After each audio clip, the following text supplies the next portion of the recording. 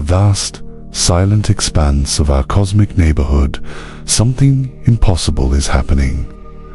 An object of unprecedented proportions is tearing through our solar system at velocities that defy everything we thought we knew about the laws of physics. This isn't just another space rock wandering aimlessly through the void. This is something else entirely. Something that moves with purpose, precision, and a deliberate trajectory that suggests intelligence far beyond our comprehension. The scientific community is in turmoil, and at the center of this storm stands Avi Loeb, the Harvard professor whose controversial conclusions are forcing us to question our place in the cosmos. Could we be witnessing the arrival of extraterrestrial technology? Is this an alien scout conducting reconnaissance of our planetary system? And perhaps, most terrifyingly, are we prepared for what this discovery might mean for the future of humanity? This celestial visitor, officially designated 3-2 Atlas, is barreling through our solar system at mind-bending speeds exceeding 130,000 miles per hour. To put that into perspective, if you could somehow hitch a ride on this cosmic traveler, you could travel from New York to Los Angeles in just over 60 seconds. But velocity is merely the opening act in this cosmic drama that has astronomers and astrophysicists scrambling for answers. Within 24 hours of its detection, experts at NASA confirmed what many had suspected but few dared to articulate. A loud 3-2 Atlas had originated from the unfathomable depths of interstellar space, crossing the cosmic ocean between stars where no human-made spacecraft has ever ventured. The object is moving with such tremendous speed that even our sun's formidable gravitational pull cannot capture it in orbit. It will inevitably escape back into the cosmic void unless something or someone deliberately intervenes to slow its journey. What makes this discovery particularly unsettling is the object's sheer scale. This isn't some insignificant chunk of ice and rock like most celestial visitors we've encountered before. Initial measurements suggest 3-2 Atlas spans anywhere from 6 to 9 miles in diameter, comparable in size to Manhattan Island. Picture yourself looking up at the night sky and witnessing something the dimensions of an entire city racing overhead at speeds that challenge our understanding of what's physically possible. When Harvard professor Avi Loeb examined all the available data, he reached a conclusion that sent shockwaves through the entire scientific community. According to Loeb and his research team, 3-2 Atlas might not be a natural phenomenon at all. Instead, we could be witnessing humanity's first confirmed encounter with technology created by an intelligent extraterrestrial civilization. If Loeb's hypothesis proves correct, then something from another star system has been traversing the cosmos for thousands of years specifically to study us. And we have absolutely no idea whether their intentions are benevolent or hostile. When scientists first calculated the true dimensions of 3-2 Atlas, many of them initially assumed their instruments had malfunctioned. We're talking about an object that dwarfs every other interstellar visitor we've ever detected by hundreds of times. To grasp just how massive this cosmic intruder really is, we need to compare it to ʻOumuamua, the mysterious interstellar object that visited our solar system 8 years ago. ʻOumuamua was already considered impressively large for such a visitor, measuring roughly the length of a football field at about 330 to 380 feet long. That made it easily visible to our most powerful telescopes and gave scientists ample opportunities to study its unusual characteristics. The 3-2 Atlas makes ʻOumuamua look like a pebble next to a skyscraper. The staggering scale of 3:2.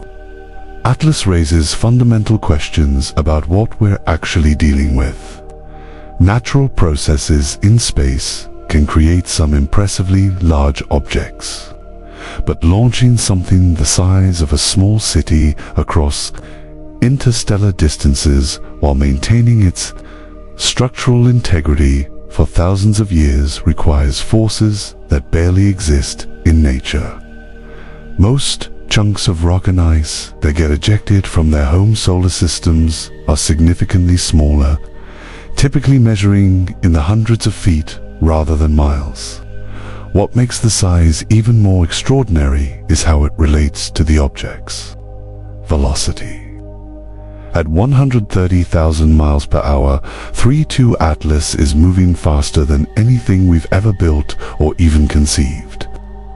For comparison, Voyager 1, the fastest spacecraft humanity has ever launched, travels at about 38,000 miles per hour, meaning 3:2 Atlas is moving more than 3 times faster than our most advanced technology. The physics involved in accelerating something this massive to such incredible speeds are nothing short of staggering. In the cold emptiness of interstellar space, there aren't many natural forces capable of giving a mountain-sized object this kind of velocity. Gravitational interactions with massive stars or black holes could potentially explain the speed, but the statistical probability of such an object maintaining its structural integrity across thousands of light years seems almost impossibly small. Even more mysteriously, the velocity of 3:2 Atlas means it's not gravitationally bound to our solar system like everything else we're familiar with.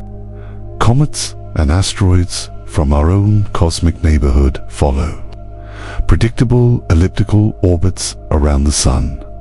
But this visitor is moving so rapidly that it will inevitably escape back into interstellar space after completing whatever mission brought it here, unless of course it uses some form of advanced propulsion system to deliberately decelerate and remain in our cosmic neighborhood for extended observations. As astronomers continued tracking 3:2 Atlas through telescopes around the world, they discovered something that made even the most skeptical scientists pause and wonder if they were missing something crucial. This interstellar visitor wasn't following a random path through our solar system like most natural objects would.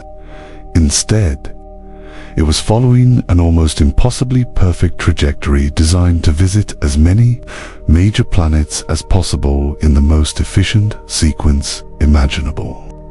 The route reads like a carefully planned itinerary for the ultimate solar system tour. First, 3:2 Atlas will zip past Mars in October at a distance of approximately 17.5 million miles from the red planet's surface. While that might sound like an enormous distance, in cosmic terms, it represents what astronomers consider a relatively close encounter that would provide excellent opportunities for detailed observation and data collection. From Mars, the object will continue toward Earth, reaching its closest approach on December 19th at a distance of about 167 million miles. Then it will swing by Venus at just 60 million miles before heading back out toward Jupiter for a final pass at 33 million miles from the gas giant. This entire sequence follows such an efficient and comprehensive path that it appears to have been planned by an intelligence familiar with orbital mechanics and interplanetary navigation. When astronomers calculated the statistical probability of such a perfect trajectory occurring by random chance, the results were absolutely staggering. They determined that the likelihood of an interstellar object naturally following a path that brings it close to 4 major planets in such an organized sequence is less than 0.005%. In mathematical terms, this means that if you sent 20,000 random objects through our solar system, only one of them would naturally follow a route even remotely similar to what 3-2 Atlas is doing. Either we're witnessing an extraordinarily rare cosmic coincidence that happens less than once in 20,000 attempts, or we're observing something that was deliberately planned and executed by an intelligence capable of interstellar travel and precise trajectory calculations. What makes the path even more suspicious is how it seems designed to maximize observation opportunities while minimizing the chances of detailed study from Earth. The timing of 3-2 Atlas's closest approach to our planet will occur when it's positioned on the opposite side of the Sun from us, making it virtually impossible to examine with our most powerful ground-based telescopes. It's as if whatever controls this object wants to observe us without letting us observe it back, following what scientists call a reconnaissance pattern designed to gather information. While avoiding detection by the civilizations being studied, Professor Avi Loeb from Harvard University isn't someone who makes wild claims lightly. He's one of the most respected astronomers in the world, with hundreds of published research papers and decades of experience studying black holes, dark matter, and the earliest galaxies in the universe. So when he analyzed all the available data about 3-2 Atlas and concluded we're probably dealing with extraterrestrial technology, the entire scientific community was forced to take his theories seriously. According to Loeb and his research team, everything about 3-2 Atlas points toward artificial rather than natural origin. The trajectory is too precise and too perfectly planned to result from random gravitational influences acting on a chunk of space debris. The size is unprecedented for an interstellar visitor, suggesting advanced engineering capabilities rather than natural formation processes. Most significantly, the timing of its arrival seems almost too convenient, appearing just as humanity has developed the technology necessary to detect and track such objects. Loeb's team proposes that 3-2 Atlas might be what they call a reconnaissance probe designed to study as many planets in our solar system as possible while avoiding detailed observation by any intelligent species it might encounter.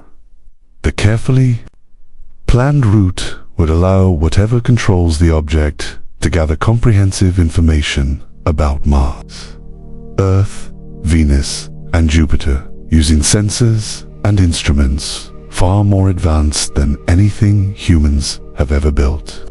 But here's where Loeb's theory gets really mind-bending. He doesn't think 3-2 Atlas is planning to leave our solar system at all.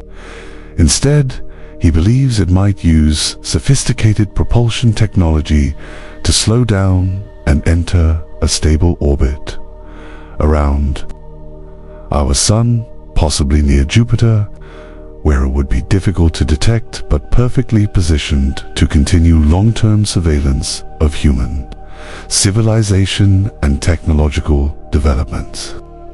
The implications of this scenario are staggering on multiple levels. If Loeb is correct, then an intelligence from another star system has been planning this mission for thousands of years, launching 3-2 Atlas on its journey around 8,000 years ago, when human civilization was just beginning to develop agriculture, writing systems, and permanent settlements. Could it be possible that our species had reached some kind of technological or social threshold that triggered interest from distant observers? Loeb's spacecraft hypothesis inevitably leads to one of the most chilling concepts in all of science and philosophy, known as the dark forest hypothesis. This theory attempts to answer one of the most puzzling questions in astronomy. If the universe should be teeming with intelligent civilizations based on statistical probability, why haven't we detected any clear evidence of their existence? The dark forest provides a terrifying possible explanation that keeps many scientists awake at night. The concept gets its name from a simple but absolutely horrifying analogy. Imagine walking through a dark forest where every sound could indicate the presence of a predator waiting to attack.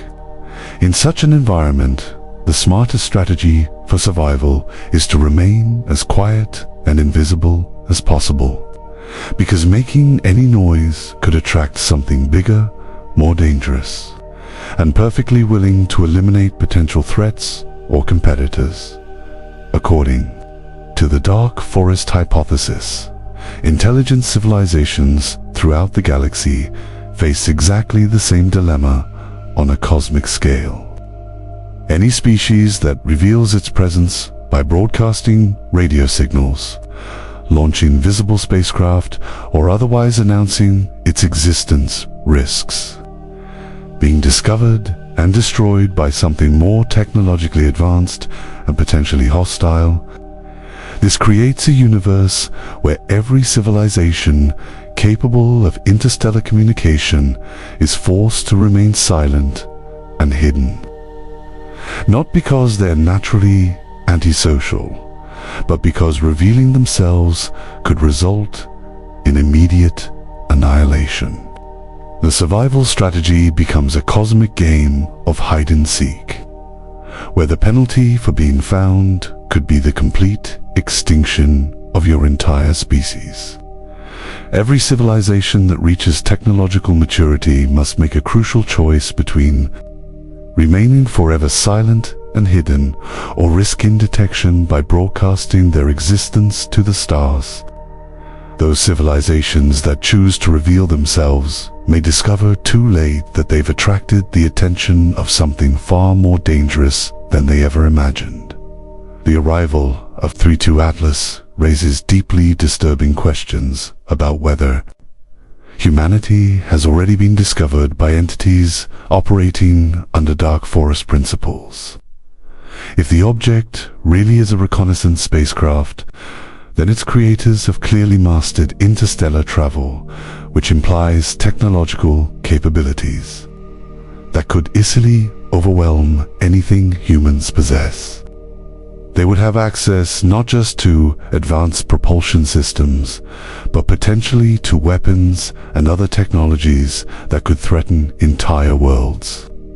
The timing of 32 Atlas's journey makes the situation even more ominous.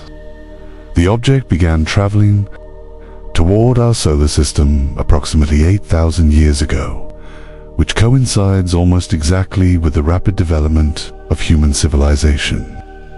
During this crucial period, humans transitioned from small hunter-gatherer tribes to large agricultural societies, developed written language, built the first cities, and began the technological progression that would eventually lead to radio, communications, nuclear weapons, and space exploration.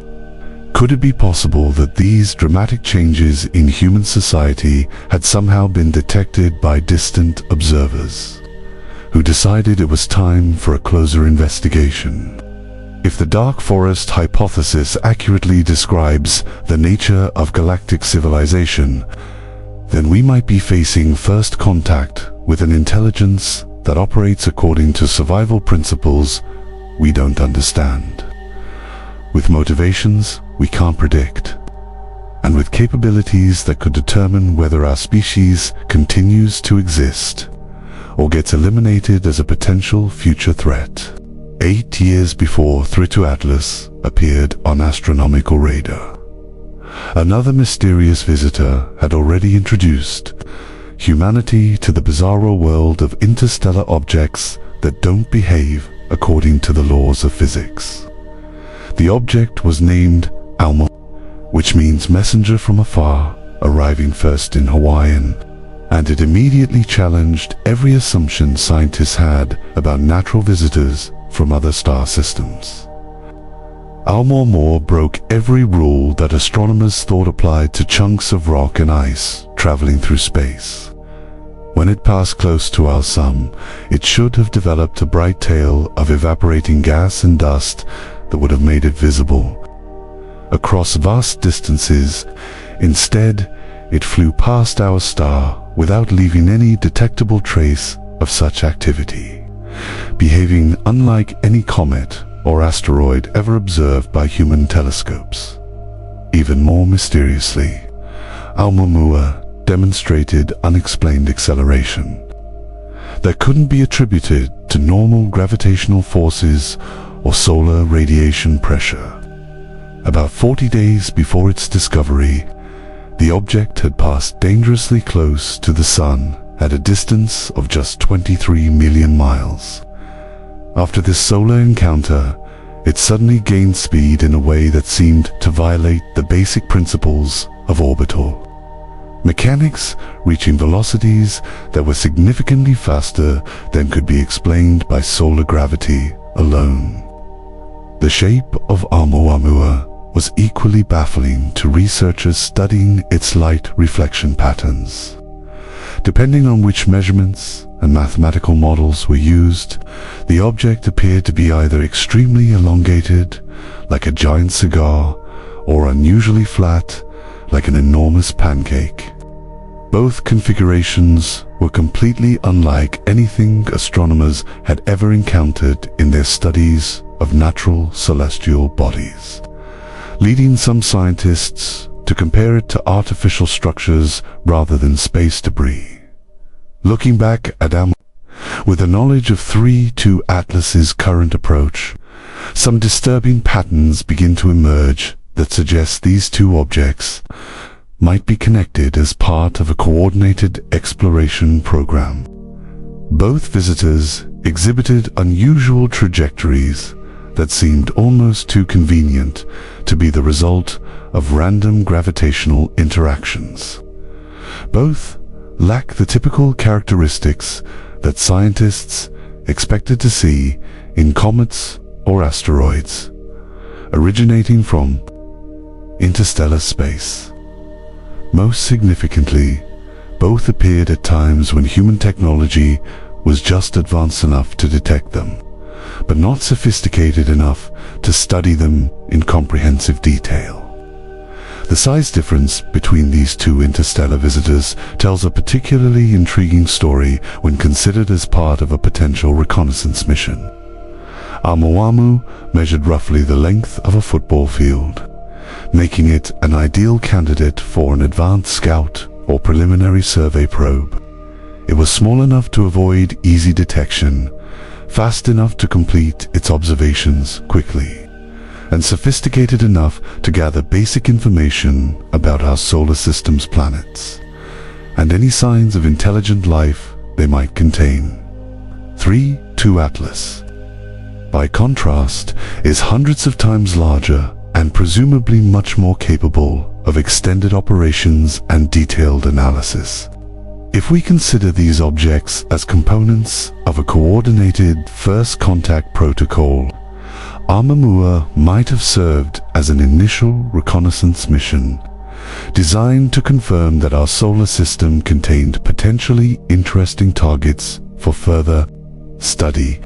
The 8-year gap between visits would have provided enough time for whoever sent the first probe to receive its data, analyze the information, and then dispatch a much larger and more sophisticated expedition to conduct comprehensive observations of human civilization and technological development.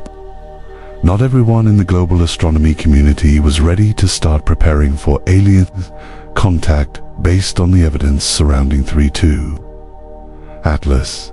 The vast majority of professional researchers looked at the same data that convinced Avi Loeb of extraterrestrial origins and reached completely different conclusions, arguing that extraordinary claims about spacecraft from other worlds required extraordinary evidence that simply hadn't been provided yet. The most significant challenge to the alien technology hypothesis came from recent, high-resolution photographs of 3D Atlas that revealed details Loeb's theory had difficulty explaining. Images captured by some of the world's most powerful telescopes showed a faint but unmistakable glow surrounding the object that looked remarkably similar to the early stages of comet tail formation that occurs when ice and frozen gases begin evaporating under solar heating. As 3i Atlas continued moving closer to the Sun, this ethereal halo was expected to grow progressively brighter and more extensive, exactly as astronomers would predict if they were observing a perfectly ordinary chunk of ice and rock being heated by solar radiation rather than some form of advanced alien technology. The presence of this developing tail strongly suggested that 3.2 Atlas was behaving like a completely normal comet that just happened to have originated from another star system. The brightness characteristics of 3.2 Atlas also provided strong support for the natural comet hypothesis. According to mainstream scientists, the object appeared remarkably bright even at enormous distances from the Sun, which made perfect sense if its surface was covered with highly reflective ice crystals, rather than exotic artificial materials or advanced hole plating. Comets throughout our own solar system are famous for their ability to reflect sunlight efficiently due to the pristine frozen water on their surfaces, and this property matched the observational data much better than spacecraft theories. Critics of Loeb's extraterrestrial hypothesis also raised logical questions about some of his key arguments regarding the object's trajectory and behavior patterns. If 3.2 Atlas really had been designed by an advanced civilization to study Earth and its inhabitants, why would they plan a flight path that brought their reconnaissance probe no closer than 167 million miles to our planet? That distance represents almost twice the space between Earth and the Sun, which seemed like a remarkably inefficient approach for any intelligence genuinely interested in conducting detailed observations of human society and technology. Alternative explanations for 3.2 Atlas's unusual characteristics began emerging from research groups at universities and observatories around the world. Some scientists proposed that the object might be a fragment of a much larger celestial body that had been broken apart by a catastrophic collision with another massive object or torn apart by gravitational forces during a close encounter with a star or black hole somewhere in its distant past. Regardless of whether 3.2 Atlas ultimately proves to be a natural phenomenon or evidence of extraterrestrial intelligence, astronomers worldwide unanimously agreed that this discovery represented something genuinely extraordinary in the entire history of human observation and scientific research. The official designation 3.2 in the object's name told a remarkable story about just how incredibly rare and precious this opportunity really was for advancing our understanding of the universe. The number 3 indicated that this was only the third interstellar object ever detected and confirmed by human observers since we began systematically searching the skies for visitors from other star systems. The letter I stood for interstellar, a classification that immediately set these objects apart from the millions of asteroids, comets, and other debris that populate our own solar system and follow predictable orbits around our confirmed interstellar visitors are so uncommon that each one represents a unique scientific treasure, offering insights into distant regions of the galaxy that would otherwise remain completely inaccessible to human study. Every interstellar object carries within its composition and behavior crucial information about conditions in other star systems, the violent processes that can eject material into the cosmic void, and the incredible journeys that can last millions of years before reaching our cosmic neighborhood. The first interstellar visitor, ʻOumuamua, had taught scientists valuable lessons about what to look for when such objects appeared. But it had also highlighted humanity's complete lack of preparation for studying visitors from beyond our solar system. By the time astronomers realized what ʻOumuamua represented and began organizing comprehensive observation campaigns, the object was already too far away for detailed analysis with existing instruments and techniques. The second confirmed interstellar visitor, Comet 2 Borisov, discovered in 2019, had provided a much better opportunity for scientific study because it was detected much earlier in its journey through our solar system. However, Borisov behaved very much like typical comets from our own cosmic neighborhood, offering valuable comparative data but fewer fundamental surprises and mysteries to challenge our understanding of physics and astronomy. 3-2 Atlas was profoundly different from both of its predecessors in ways that made it uniquely valuable for advancing human knowledge about the nature of the universe and our place within it. Its enormous size meant it would remain visible and trackable for much longer periods than smaller objects, giving astronomers extended opportunities to study its composition, behavior, and any changes that might occur as it interacted with solar, radiation, and gravitational forces throughout our solar system. The unusual trajectory that brought 3-2 Atlas close to multiple planets provided numerous observation opportunities from different angles, distances, and lighting conditions, each potentially revealing new aspects of this mysterious visitor that couldn't be detected through any single encounter. Most importantly, the timing of 3-2 Atlas's arrival was scientifically fortunate in ways that previous interstellar objects hadn't been, providing months of advance warning that allowed astronomers to prepare the most comprehensive observation campaigns in the history of astronomy, involving ground-based telescopes, space-based instruments, and unprecedented levels of international cooperation and data sharing. The frustration of watching ʻOumuamua disappear into interstellar space before it could be properly studied had motivated some of the most ambitious and technologically challenging space missions ever conceived by human engineers and scientists.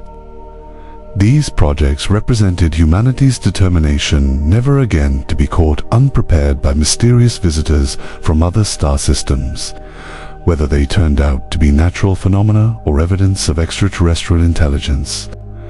The most audacious of these proposed missions was the dramatically expanded version of Project Lyra, originally designed to chase down ʻOumuamua, but now being redesigned and adapted to intercept future interstellar visitors, including potentially 3-2 Atlas itself. If it exhibited behaviors that warranted closer investigation, the engineering challenges involved in catching up with objects traveling at such incredible speeds required revolutionary innovations in propulsion technology, spacecraft design, and mission planning that pushed far beyond the boundaries of current human capabilities. Project Lyra engineers had developed several different approaches to achieving the enormous velocities needed for successful interstellar intercept missions.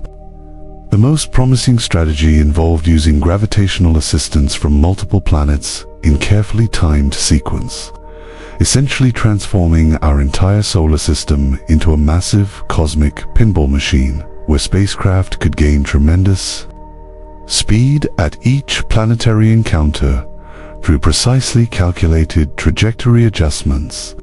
A typical project, Lyra mission profile, might involve launching from Earth and flying directly to Venus for an initial gravitational boost, then returning to Earth for additional acceleration from our planet's gravity well, and finally heading to Jupiter, where the gas giant's massive gravitational field would provide the final tremendous push needed to reach velocity, approaching or exceeding those of the interstellar targets being pursued.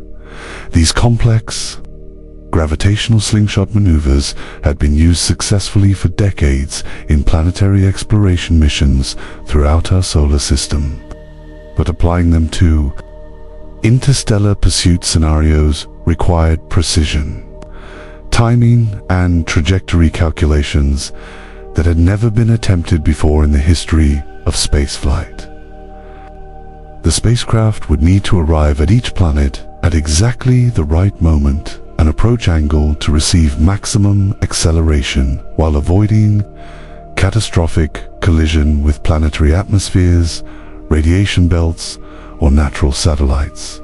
Computer simulations and mathematical models suggested that such elaborate orbital choreography could potentially accelerate specially designed probes to speeds approaching 74,000 miles per hour under optimal conditions, or possibly even 163,000 miles per hour if more exotic.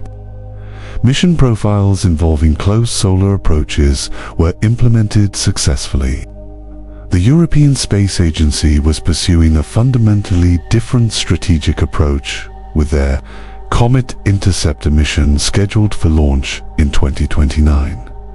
Instead of attempting to chase objects that had already been detected and were racing away from our solar system, this innovative concept involved positioning a sophisticated spacecraft at a strategic location in space, where it could patiently wait for the next interstellar visitor to appear and then rapidly deploy to intercept it. During its approach phase, when detailed study would be most feasible, the European Space Agency's innovative Comet Interceptor mission represents a paradigm shift in how humanity approaches the study of interstellar visitors. Rather than desperately trying to catch up with objects already speeding away from us, this forward-thinking strategy involves positioning a spacecraft at a strategic vantage point in space, specifically at the Sun-Earth Lagrange point 2, where gravitational forces create a stable parting spot approximately 1 million miles from Earth. From this cosmic observation post, the Comet Interceptor would patiently await the arrival of the next interstellar object, ready to spring into action at a moment's notice. Once a suitable target is detected, the spacecraft would rapidly deploy to intercept it during its approach phase. When detailed study would be most feasible and scientifically valuable, this approach offers several advantages over pursuit missions, including the ability to study the object before it becomes significantly altered by solar, radiation, and gravitational forces as it passes through our solar system. The Comet Interceptor spacecraft itself is a marvel of engineering ingenuity, designed as a modular system consisting of a primary spacecraft and two smaller probes that would separate from the main vehicle as it approaches the target. This configuration would allow for simultaneous observations from multiple angles and distances, creating a comprehensive three-dimensional profile of the interstellar visitor that would be impossible to achieve with a single spacecraft.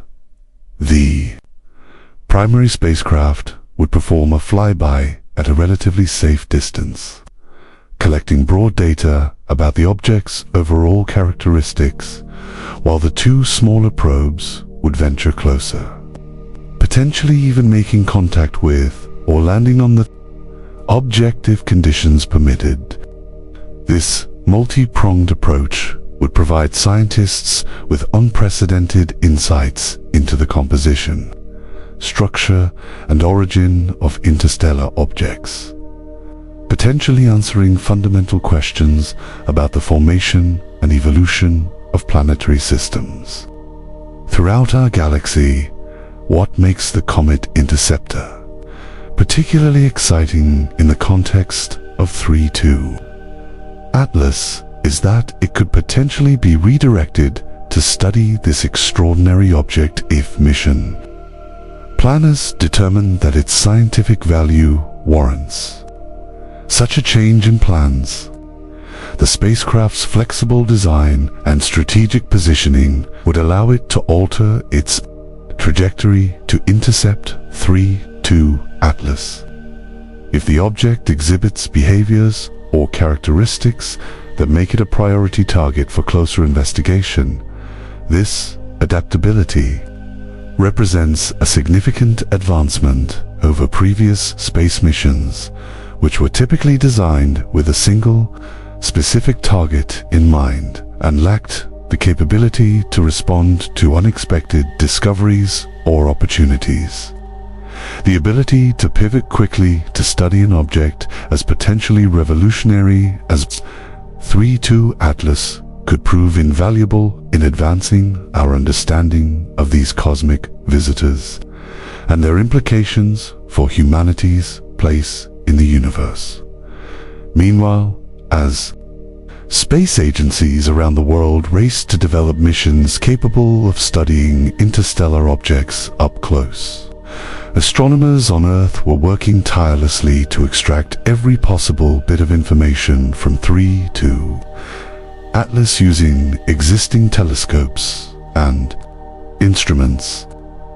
The global scientific community had mobilized in an unprecedented display of international cooperation, with observatories on every continent and several in space dedicating observation time to tracking and analyzing this mysterious visitor.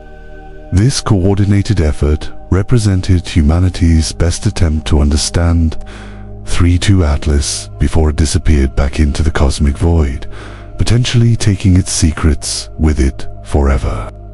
The data being collected was nothing short of extraordinary, revealing new details about the object's composition, behavior, and potential origins with each passing day.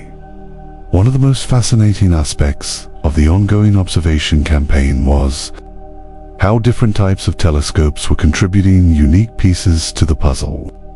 Optical telescopes were tracking the object's position and brightness with incredible precision, allowing astronomers to refine its trajectory and search for any variations that might indicate active propulsion or course corrections.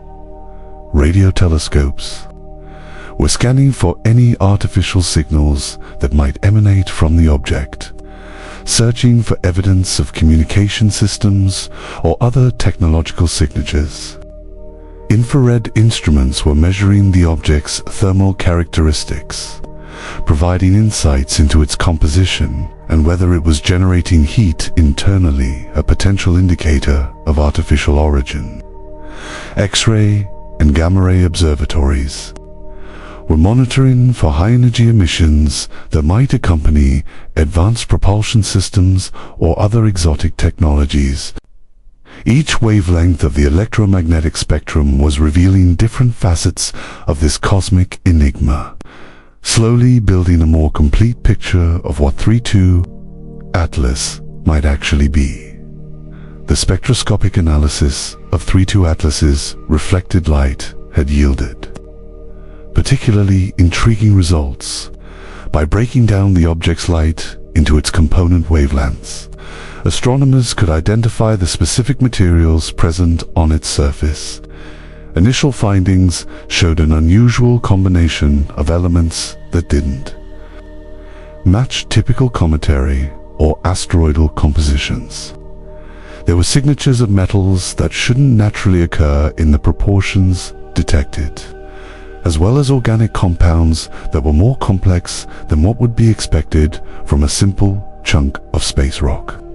Perhaps most puzzling was the presence of certain isotopes in ratios that suggested an origin in a stellar system very different from our own, one with a different evolutionary history and perhaps even different physical laws. These chemical fingerprints were like cosmic calling cards, revealing where 3-2 Atlas had come from and what it had experienced on its long journey. Through interstellar space, the object's rotational characteristics were equally mysterious. Unlike most asteroids and comets, which tumble chaotically through space, 3-2 Atlas appeared to be rotating with a remarkable regularity that suggested artificial stabilization. Its rotation period was precisely 4.7 hours, a number that seemed too exact to be the result of random natural processes. Even more intriguing was the fact that the object's axis of rotation remained fixed relative to the stars rather than wobbling or precessing as would be expected for a natural body.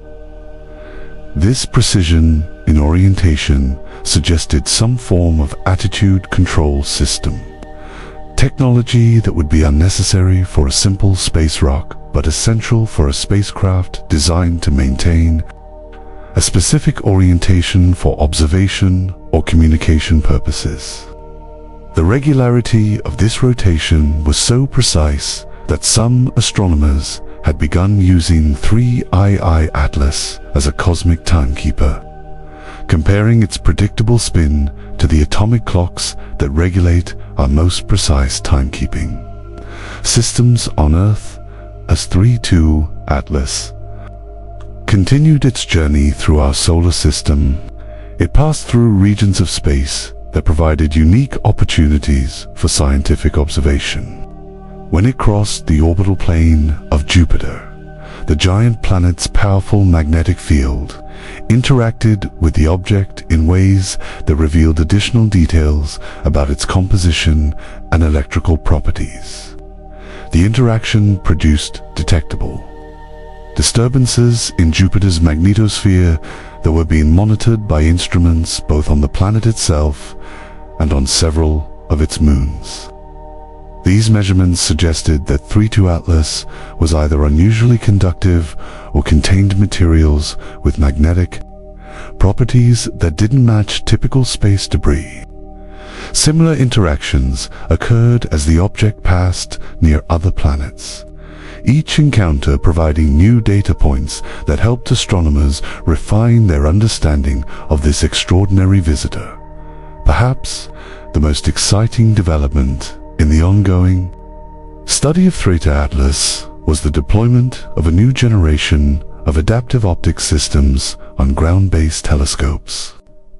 These sophisticated technologies use deformable mirrors that can change shape thousands of times per second to compensate for atmospheric distortion, effectively allowing Earth-based telescopes to achieve image clarity that rivals space-based observatorios. When these advanced systems were pointed at 3-2 Atlas, they revealed surface details that had previously been impossible to resolve, showing what appeared to be geometric patterns and structures that were difficult to explain through natural geological processes. Some of these features bore a striking resemblance to artificial constructions, with straight edges, right angles, and repeating patterns that seemed more characteristic of engineered objects than natural formations. While these observations remained controversial and subject to alternative interpretations, they added another layer of mystery to an already enigmatic object. The public fascination with 3 Atlas had reached unprecedented levels, with millions of people around the world following its journey through our solar system via social media, dedicated websites, and regular news updates. This widespread interest had created a unique opportunity for science, education, and outreach, with astronomers and educators leveraging the public's curiosity to teach fundamental concepts about astronomy, physics, and the scientific method. School children were tracking the object's progress as part of their science classes. Amateur astronomers were contributing observations with their personal telescopes, and citizen scientists were participating in data analysis projects that helped professional researchers process the enormous amount of information being collected. This democratization of science represented a positive outcome of what might otherwise be a frightening discovery, showing how even potentially threatening cosmic phenomena could bring humanity together in pursuit of knowledge and understanding. The philosophical implications of 3 Atlas were being debated in academic circles and popular media alike. If this object truly was of artificial origin, what did it mean for humanity's place in the universe? Were we ready to accept that we might not be alone, or even the most advanced intelligence in cosmic terms? The discovery had reignited questions about the nature of consciousness, the prevalence of life in the universe, and humanity's cosmic significance. Religious leaders, philosophers, and ethicists were grappling with how this discovery might impact human belief systems and our understanding of our purpose in the cosmos. Even if 3 Atlas ultimately proved to be a natural phenomenon, the questions it had raised would continue to influence human thought and culture for generations to come. The economic implications of potential extraterrestrial contact were also being seriously considered.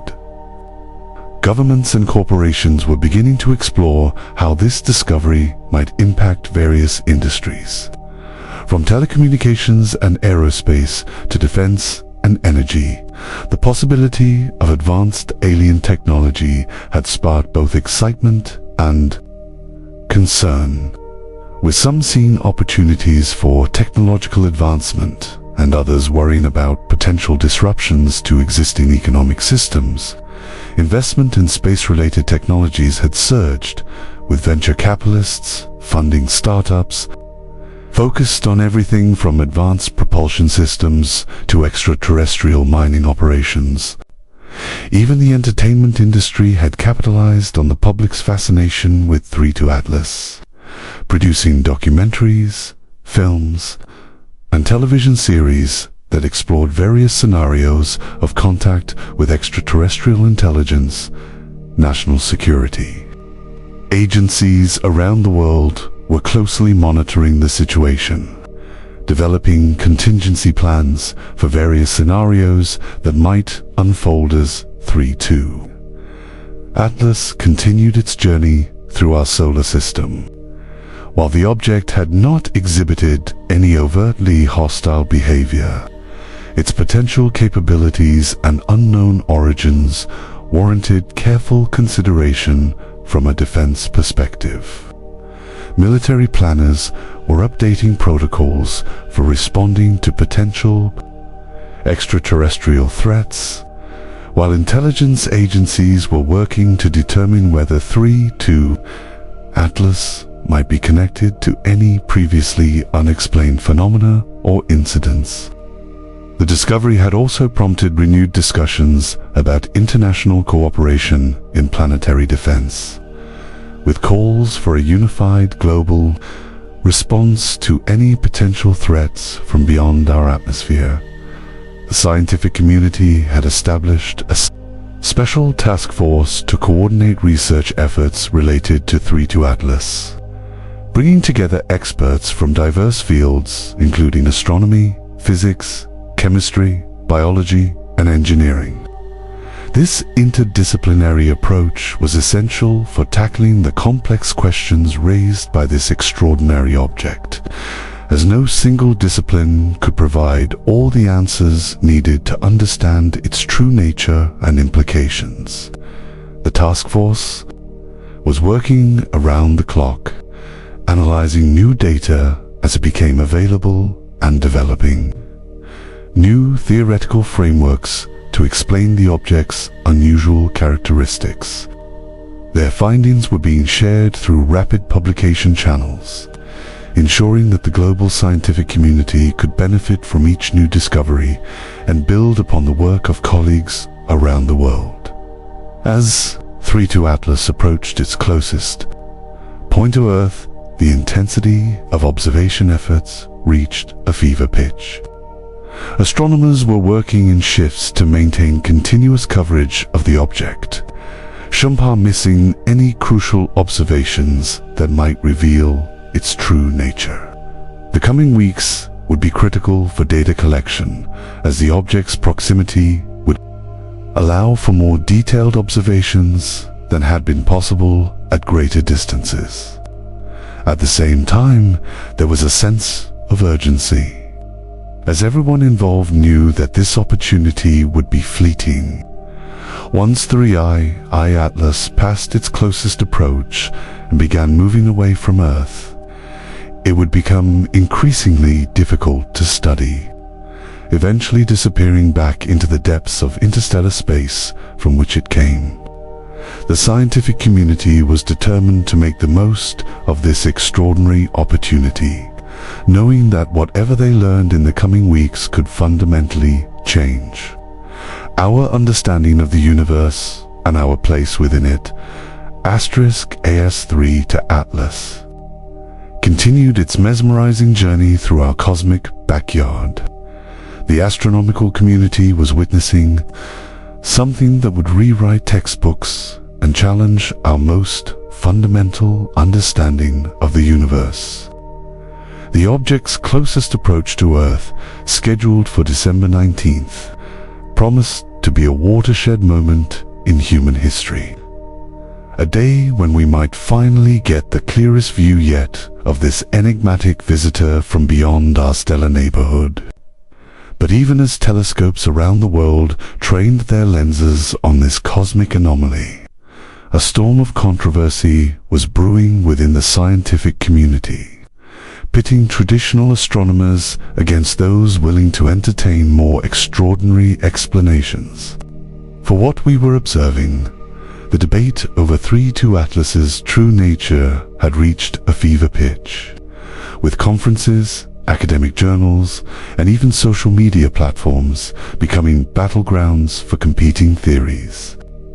On one side stood the establishment, respected astronomers, who argued that despite its unusual characteristics, 3-2 Atlas could still be explained through natural processes, albeit ones we hadn't previously encountered. On the other side were the revolutionaries, led by figures like Avi Loeb, who believed the evidence pointed overwhelmingly toward artificial origin. This division within the scientific community reflected a deeper philosophical split about how we should approach the unknown, with cautious skepticism or with open-minded wonder. What made this debate particularly fascinating was that both sides had compelling evidence supporting their positions, creating a scientific stalemate that could only be resolved by more data as 3-2 Atlas continued its journey. The conventional explanation for 3-2 Atlas, championed by mainstream astronomers, proposed that we might be witnessing a previously unknown class of interstellar objects, what some are calling hypercomets or mega. According to this theory, 3-2 Atlas could be a fragment of a planetary core ejected from its home system during a cataclysmic collision billions of years ago. This would explain its unusual composition, which contained elements typically found deep within planets rather than on their surfaces. The object's trajectory, while seemingly precise, could be the result of gravitational interactions over millions of years that had gradually shaped its path through the cosmos. The regular rotation might be explained by conservation of angular momentum from its original formation process, preserved by the object's unusual density and composition. Even the geometric patterns observed on its surface could potentially be explained by crystallization processes under extreme conditions, creating structures that appeared artificial but were actually the product of natural phenomena we had never before observed. Supporters of the natural origin theory pointed to the faint, comet-like tail that had begun developing as Free-to Atlas approached the Sun. This feature, which had grown more pronounced in recent weeks, was exactly what astronomers would expect to see if the object were composed of ice and other volatile compounds that were beginning to sublimate under solar radiation. Spectroscopic analysis of this tail had revealed the presence of water vapor, carbon dioxide, and other compounds commonly found in comets from our own solar system. The brightness characteristics of 3-2 Atlas also matched what would be expected from a highly reflective, icy surface, rather than the artificial materials that would be expected in a spacecraft.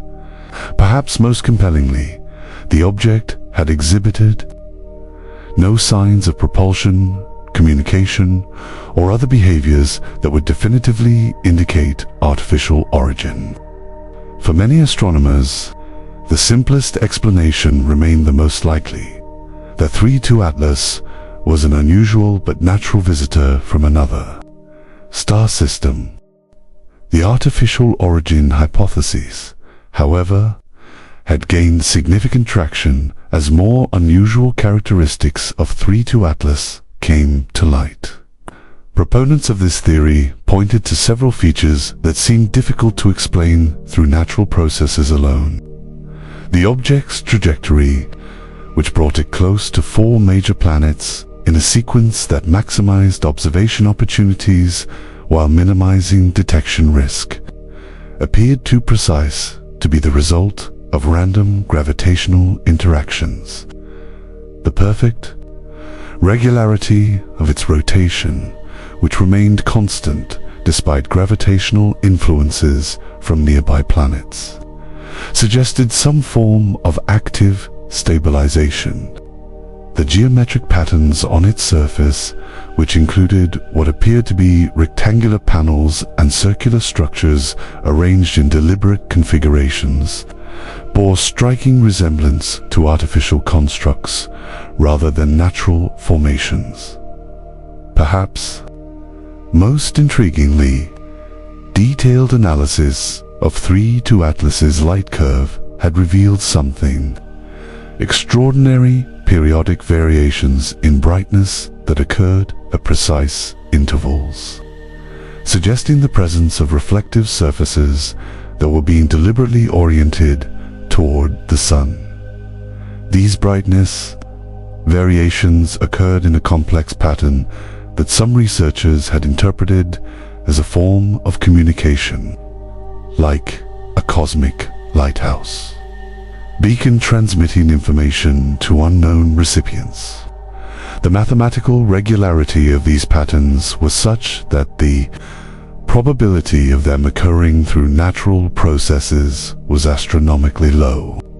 When combined with all the other unusual characteristics, these signals had convinced a growing number of scientists that 3-2 Atlas was not just a random space rock, but something deliberately created and controlled by an intelligence beyond our own. The debate over 3-2 Atlas's origin had profound implications beyond the scientific community.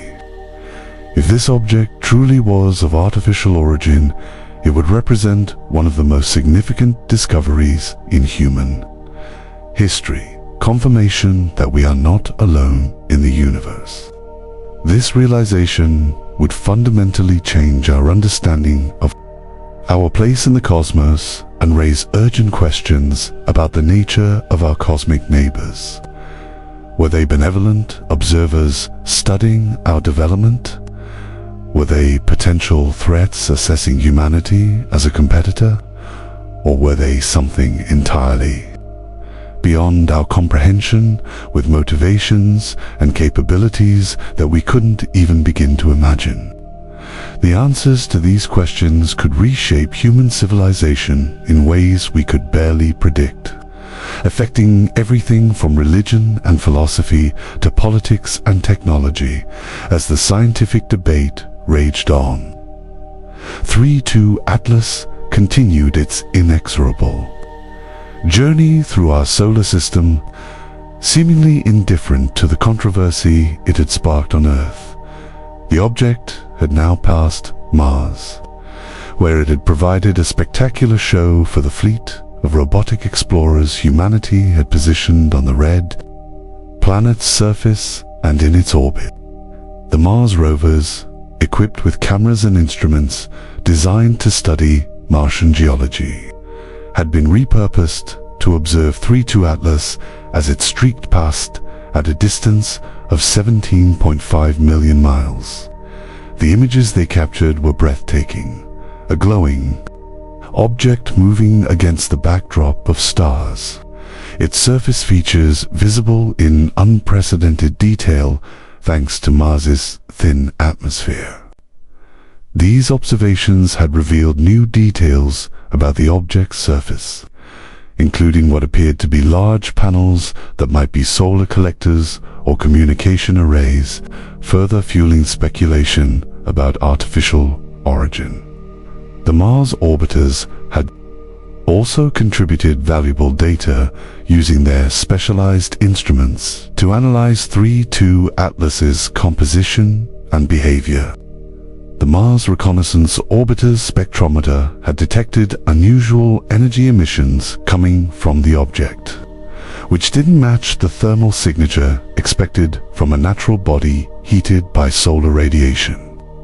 These emissions appeared to be concentrated in specific regions of the object's surface, suggesting localized energy sources rather than uniform heating. The MAVEN spacecraft, designed to study Mars's atmosphere, had detected subtle distortions in the planet's magnetic field as 3-2 Atlas passed by, indicating that the object might have its own magnetic field, another characteristic that would be unusual for a natural space rock but perfectly consistent with an artificial spacecraft. From Mars, 3-2 Atlas continued toward Earth, where it would reach its closest approach on December 19th. The anticipation was palpable among astronomers and the general public alike, as this would represent the best opportunity to study the object with Earth-based instruments. The timing of this closest approach was particularly interesting, as it would occur when 3-2 Atlas was positioned on the opposite side of the Sun from Earth, making direct observation challenging. This positioning, which some had described as suspiciously convenient for anyone wanting to observe Earth without being observed in return, meant that astronomers would have to rely on indirect observation methods and space-based telescopes to study the object during its closest approach. Despite these challenges, the astronomical community had prepared an unprecedented observation campaign for the December 19th event. Every major telescope on Earth would be trained on the appropriate region of space, using various techniques to work around the challenges posed by the Sun's position. The Hubble Space Telescope, orbiting above Earth's distorting atmosphere, would provide the clearest visual images possible under the circumstances. The James Webb Space Telescope, with its advanced infrared capabilities, would peer through the solar glare to study 3-2 Atlas's thermal characteristics. A fleet of solar observatories, including SOHO and the Parker Solar Probe would monitor the object from different angles as it passed behind the Sun, potentially revealing details about its shape and composition through the way it interacts with solar radiation.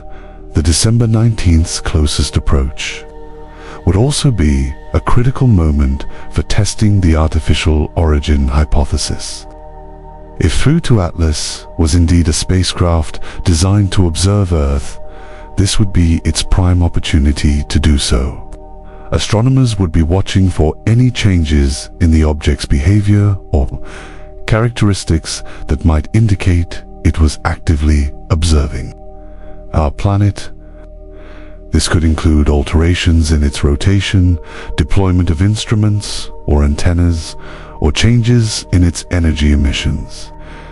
The object's trajectory would also be monitored with extreme precision, as any course corrections or deviations from its predicted path would be strong evidence of artificial control.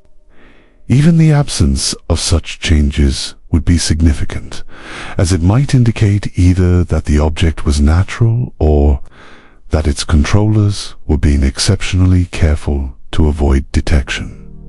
The philosophical implications of 3-2 Atlas's approach to Earth were not lost on those following its journey.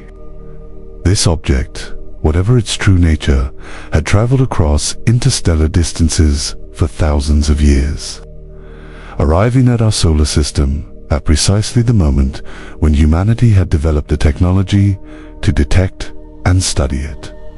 This timing seemed too perfect to be mere coincidence, suggesting either an extraordinary cosmic coincidence or something more deliberate.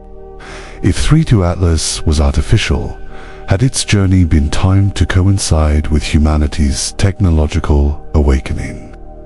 Had whoever sent it been monitoring our development from afar, waiting for the right moment to make their presence known? Or were we simply projecting our own significance onto a random cosmic event, seeing patterns and purposes where none existed? These questions took on added urgency as December 19th approached, with people around the world wondering what this day might bring. Would it be just another astronomical event, interesting to scientists but largely unnoticed by the general public? Or would it mark a turning point in human history, the day we finally receive confirmation that we are not alone in the universe? The uncertainty was both thrilling and terrifying, as humanity stood on the threshold of what might be the most profound discovery of our existence. Whatever happened on December 19th, one thing was certain: the observations made during 3-2 Atlas's closest approach to Earth would be scrutinized for years to come, as scientists and the public alike searched for answers to the questions this mysterious visitor had raised. As the countdown to December 19th continued, preparations were underway not just for scientific observation but for potential communication with 3-2 Atlas. A consortium of international organizations, including the SETI Institute and the United Nations Office for Outer Space Affairs, had developed protocols for attempting to make contact with the object if it showed signs of artificial origin. These protocols included specific frequencies and message formats that would be used to signal humanity's peaceful intentions and technological capabilities. The decision to attempt communication would not be taken lightly, as it would represent humanity's first deliberate message to potential extraterrestrial intelligence, with unknown consequences. But if 3-2 Atlas showed clear signs of being artificial, many believed that not attempting to communicate would be an even greater missed opportunity. The world's major space agencies had also prepared contingency plans for various scenarios that might unfold during the closest approach. NASA, ESA, Roscosmos, CNSA, and other space organizations had established emergency response teams that would convene immediately. If 3II Atlas exhibited any behavior that could be interpreted as threatening, or if it attempted to communicate with Earth, these teams included experts from diverse fields who would analyze any such events and recommend appropriate responses. While there was no evidence that 3II Atlas posed any threat, the unprecedented nature of the situation warranted careful preparation for all possibilities, however remote they might seem, as humanity prepared for what might be the most significant astronomical event in our history. 3II Atlas continued its journey through the cosmos, seemingly unaware of the excitement and controversy it had generated on the small blue planet it was approaching. The object moved with the same steady, predictable motion that had characterized its journey so far, following the precise trajectory that had brought it from the depths of interstellar space to the inner regions of our solar system. In just a few days, it would reach its closest point to Earth, offering humanity our best opportunity yet to solve the mystery of this extraordinary visitor. Whatever we discovered, the observations made during this critical approach would undoubtedly reshape our understanding of the universe and our place within it, potentially answering questions that humanity had pondered for millennia or raising new ones that would challenge us for generations to come. The morning of December 19th dawned with an electricity that seemed to charge the very air across the globe. In observatories from Atacama to the Australian outback, astronomers made final adjustments to their instruments, their eyes glued to monitors displaying the approaching cosmic visitor. News crews had set up outside major astronomical facilities, ready to broadcast any developments to a world holding its collective breath. Social media platforms were buzzing with speculation, theories, and predictions about what the day might bring. It was as if humanity had paused its normal routines to collectively turn its gaze toward the heavens, awaiting what might be the most significant moment in our species' history. At the Harvard-Smithsonian Center for Astrophysics, Avi Loeb and his team had been working through the night, preparing for the critical observation window. Their offices were filled with whiteboards covered in complex equations, computer models running simulations of 3II Atlas's behavior, and coffee cups that testified to the long hours they had been putting in. Loeb himself seemed remarkably calm, considering the weight of what they might discover today. When asked by a reporter how he was feeling, he simply replied, "We're observers, not fortune tellers. Our job is to gather data and follow where it leads, wherever that may be." This measured approach contrasted sharply with the more sensationalist coverage in popular media, which had been filled with increasingly dramatic predictions about what 3II Atlas might do or reveal. The challenge of observing 3II Atlas during its closest approach was formidable. With the sun positioned directly between Earth and the object, direct visual observation was essentially impossible. This meant astronomers had to rely on indirect methods and space-based observatories to gather data. The Hubble Space Telescope, orbiting above Earth's atmosphere, would use its powerful instruments to capture images in wavelengths that could penetrate the solar glare.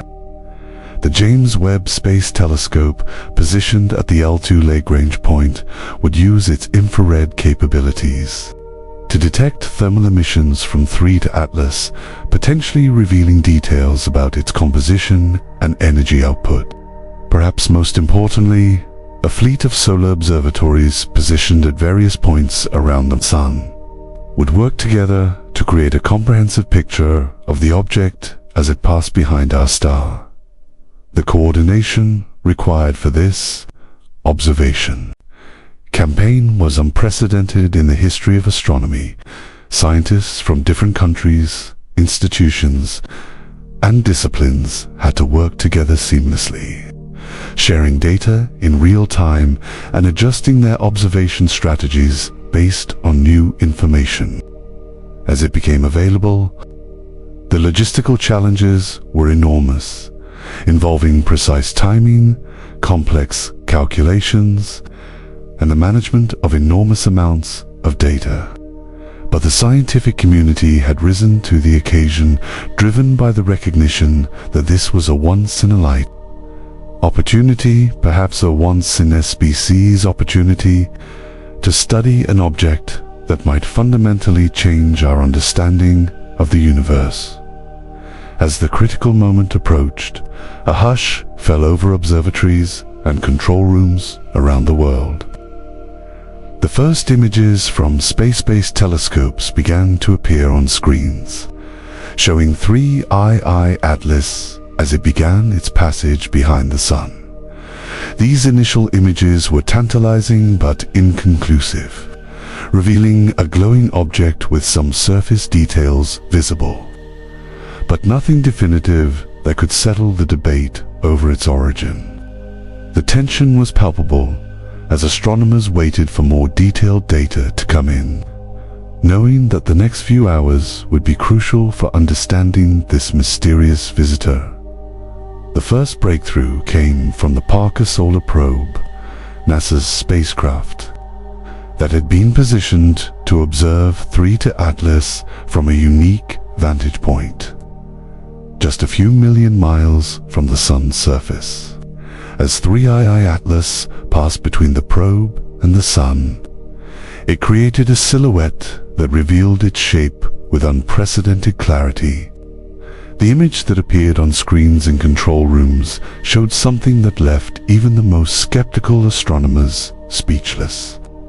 3II Atlas was not the irregular, potato-shaped object that one would expect from a natural asteroid or comet.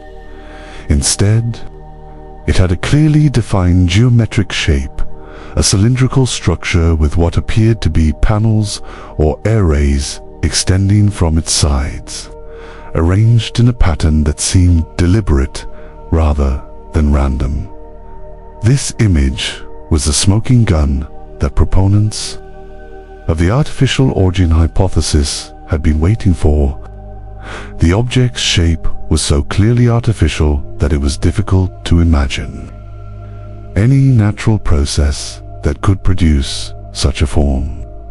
The cylindrical body appeared to be roughly 3 miles long and half a mile in diameter, with the extended panels adding another mile to its overall dimensions. The panels themselves were arranged in a symmetrical pattern around the central cylinder, with what appeared to be connecting structures between them.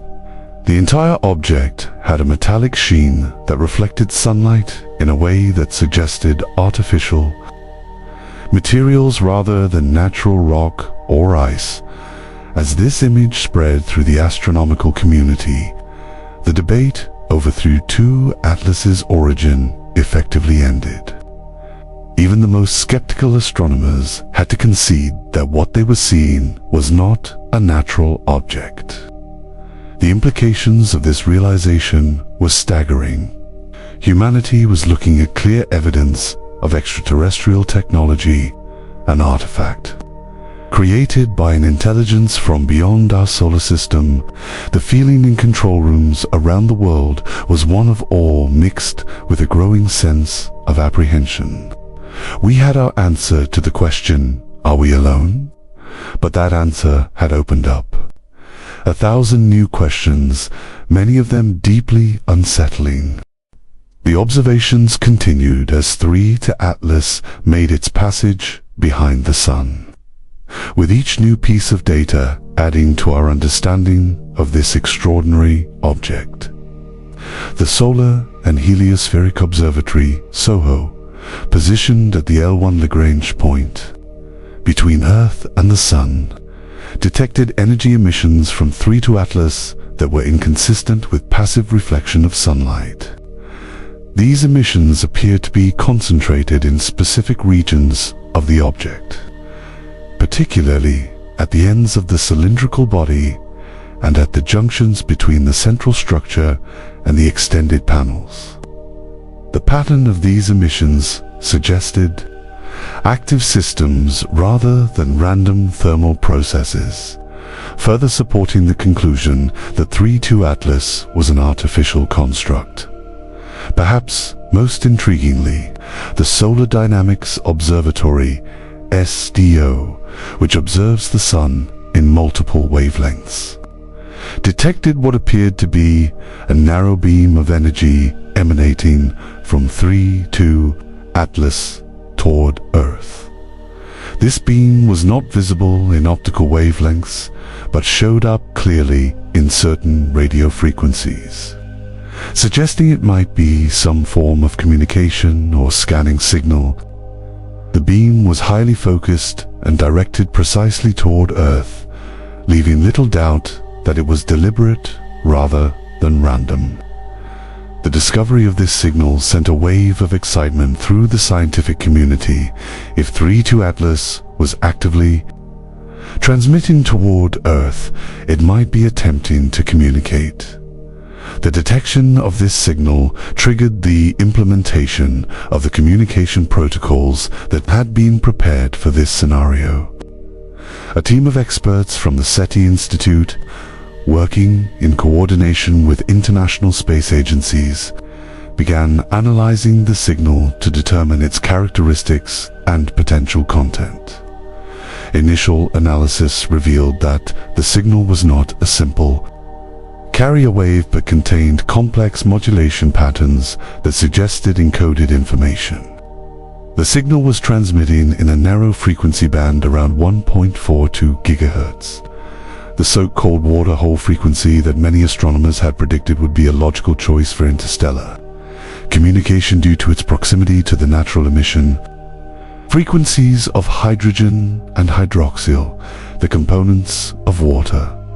As the scientific community worked to decode this potential message, the political leadership of the world was convening emergency meetings to discuss how to respond to this unprecedented situation. The United Nations Security Council had called an emergency session, with representatives from all permanent member states participating via secure video links.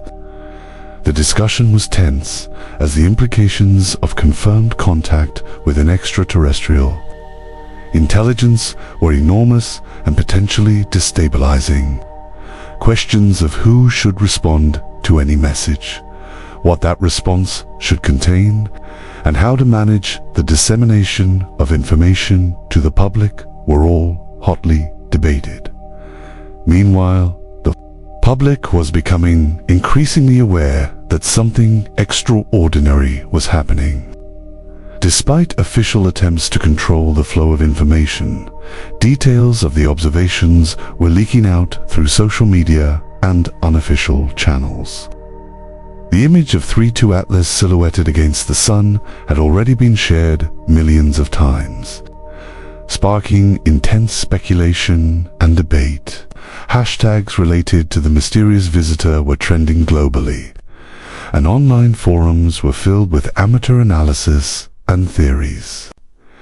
The combination of official silence and rampant speculation was creating a volatile information environment that world leaders knew they would need to address soon. Back in the scientific community, progress was being made in understanding the signal from 3-2 Atlas. The team of experts working on decoding it had identified what appeared to be mathematical patterns embedded in the transmission. These patterns included prime numbers, the values of fundamental physical constants, and geometric relationships that suggested the signal was designed to be understood by any technological civilization, regardless of its specific biology or culture. This approach to communication, using universal mathematical and physical principles as a foundation, was exactly what astronomers and mathematicians had predicted would be the logical starting point for interstellar communication. As the decoding work continued, astronomers were still gathering as much data as possible about 3-2 Atlas itself. The object had now completed its passage behind the Sun and was becoming visible again to space-based telescopes. These observations revealed something new and even more astonishing. The object appeared to be changing shape. The extended panels that had been visible during the solar passage were retracting, folding back against the central cylinder in a way that clearly indicated mechanical articulation rather than natural deformation. This transformation was further evidence of the object's artificial nature and suggested that it was capable of reconfiguring itself for different purposes or phases of its mission. The reconfiguration of 3-2 Atlas was accompanied by changes in its trajectory. The object had been following the precise path predicted by gravitational calculations, but now it was making small adjustments that could only be explained by active propulsion. These course corrections were subtle but undeniable, changing the object's velocity by just enough to alter its path through the solar system. The most significant of these adjustments appeared to be slowing the object's velocity relative to the Sun, suggesting that it might be preparing to enter a stable orbit rather than continuing on a trajectory that would take it back out of the solar system. This development had profound implications for how we should respond to 3-2 Atlas. If the object was planning to remain in our solar system, it represented not just a visitor, but potentially a long-term neighbor. The possibility of an extraterrestrial artifact taking up residence in our cosmic neighborhood raised urgent questions about how humanity should proceed. Should we attempt to make physical contact? Should we treat it as a potential threat? Should we try to communicate with it or simply observe it passively? These questions were being debated at the highest levels of government and scientific institutions around the world, with no clear consensus emerging. As December 19th drew to a close, the world was left with more questions than answers, but with one certainty: 3-2 Atlas was not a natural object. The observations made during its closest approach had provided irrefutable evidence of artificial origin, changing forever our understanding of our place in the universe. The signal it was transmitting toward Earth suggested an attempt at communication, while its reconfiguration and course adjustments indicated it was an active, functioning spacecraft rather than a derelict artifact. Humanity had crossed the threshold. We were no longer alone in the universe, and we would need to figure out how to live with this new reality. The coming days and weeks would be critical for determining how humanity would respond to this extraordinary situation. The decoding of the signal from 3-2 Atlas would hopefully provide insights into the intentions of its creators, while continued observations would reveal more about the object's capabilities and purpose. Whatever happened next, December 19th, 2023, would be remembered as the day humanity received confirmation that we are not alone.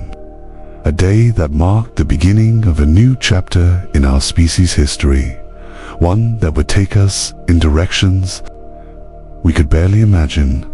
As one astronomer put it at the end of this momentous day, the universe has become a much bigger and more interesting place overnight. Our challenge now is to become worthy of this new understanding. The days following December 19th witnessed humanity grappling with a reality that had fundamentally shifted overnight in laboratories, observatories, and government buildings around the world. Scientists and leaders were processing the implications of what they had learned about 3-2 Atlas. The confirmation that we were observing an artificial object of extraterrestrial origin had sent shockwaves through every institution of human society, forcing a rapid reassessment of our place in the cosmos and our future as a species. The world had changed, and we were all struggling to understand what this new reality meant for our continued existence. At the SETI Institute in Mountain View, California, the team working on decoding the signal from 3-2 Atlas had made significant progress. Using some of the most powerful computers on Earth, they had begun to unravel the complex layers of information embedded in the transmission. What they were discovering was both fascinating and deeply unsettling. The signal contained not just mathematical constants and geometric relationships, but what appeared to be star maps, chemical formulas, and even what might be representations of biological structures. It was as if 3-2 Atlas was broadcasting a comprehensive introduction to its creators, a cosmic calling card designed to establish a foundation for communication. The most astonishing discovery came when the team identified what appeared to be a sequence of prime numbers arranged in a specific pattern that corresponded to the locations of pulsars in our galaxy. By triangulating from these cosmic lighthouses, they were able to determine that 3-2 Atlas had originated from a star system approximately 1,200 light-years from Earth. In the direction of the constellation Cygnus, this star, which they designated 321, was a yellow dwarf similar to our Sun but approximately 1.5 billion years older.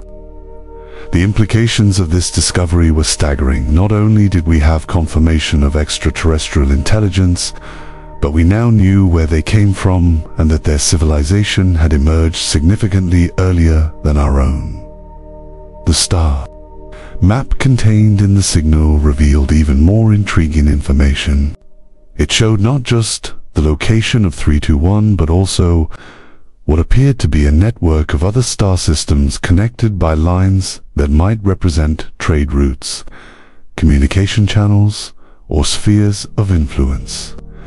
This suggested that the creators of 3-2 Atlas were not isolated, but part of a larger interstellar community or civilization. The map included several markers that appeared to indicate systems with planets capable of supporting life, including our own solar system, which was marked with a special symbol that seemed to indicate recent or ongoing observation.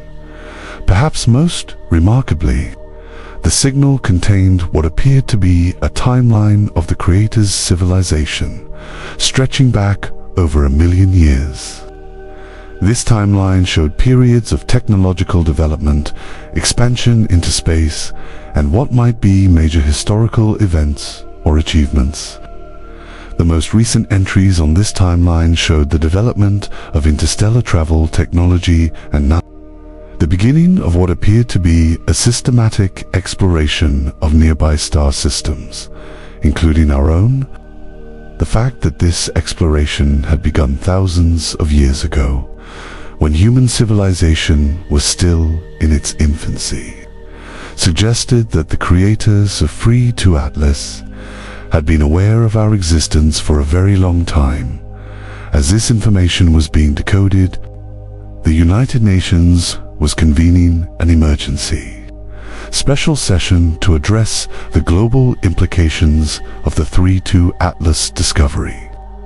Representatives from every member state had gathered in New York to discuss how humanity should collectively respond to this unprecedented situation.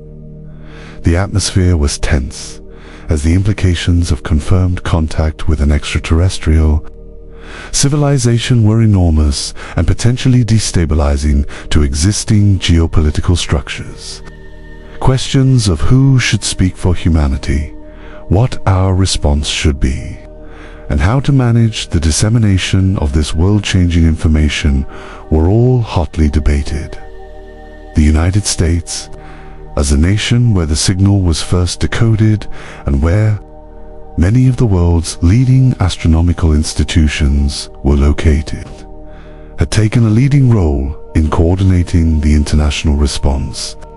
President Harrison had addressed the nation and the world, confirming that 3-2 Atlas was indeed of artificial origin and that we had received what appeared to be a communication attempt. In his address, he emphasized the need for global cooperation. In responding to this situation, stating, "Humanity now faces a challenge that transcends national boundaries, political ideologies, and cultural differences. We must respond as one species, united in our determination to understand this cosmic neighbor and to represent the best of what humanity can be." The President's address had been carefully crafted to balance transparency with reassurance, acknowledging the significance of the discovery while attempting to prevent panic or overreaction. He had announced the formation of an international task force, to be known as the First Contact Response Initiative, FCRI, which would coordinate humanity's response to 3-2 Atlas. This initiative would include scientists, diplomats, military leaders, and other experts from around the world, working together to analyze the situation and develop appropriate responses. The formation of the FCRI represented a significant step forward in global cooperation, but it also raised difficult questions about authority and decision in a world already divided by numerous conflicts and competing interests. Achieving consensus on how to respond to extraterrestrial contact would be enormously challenging.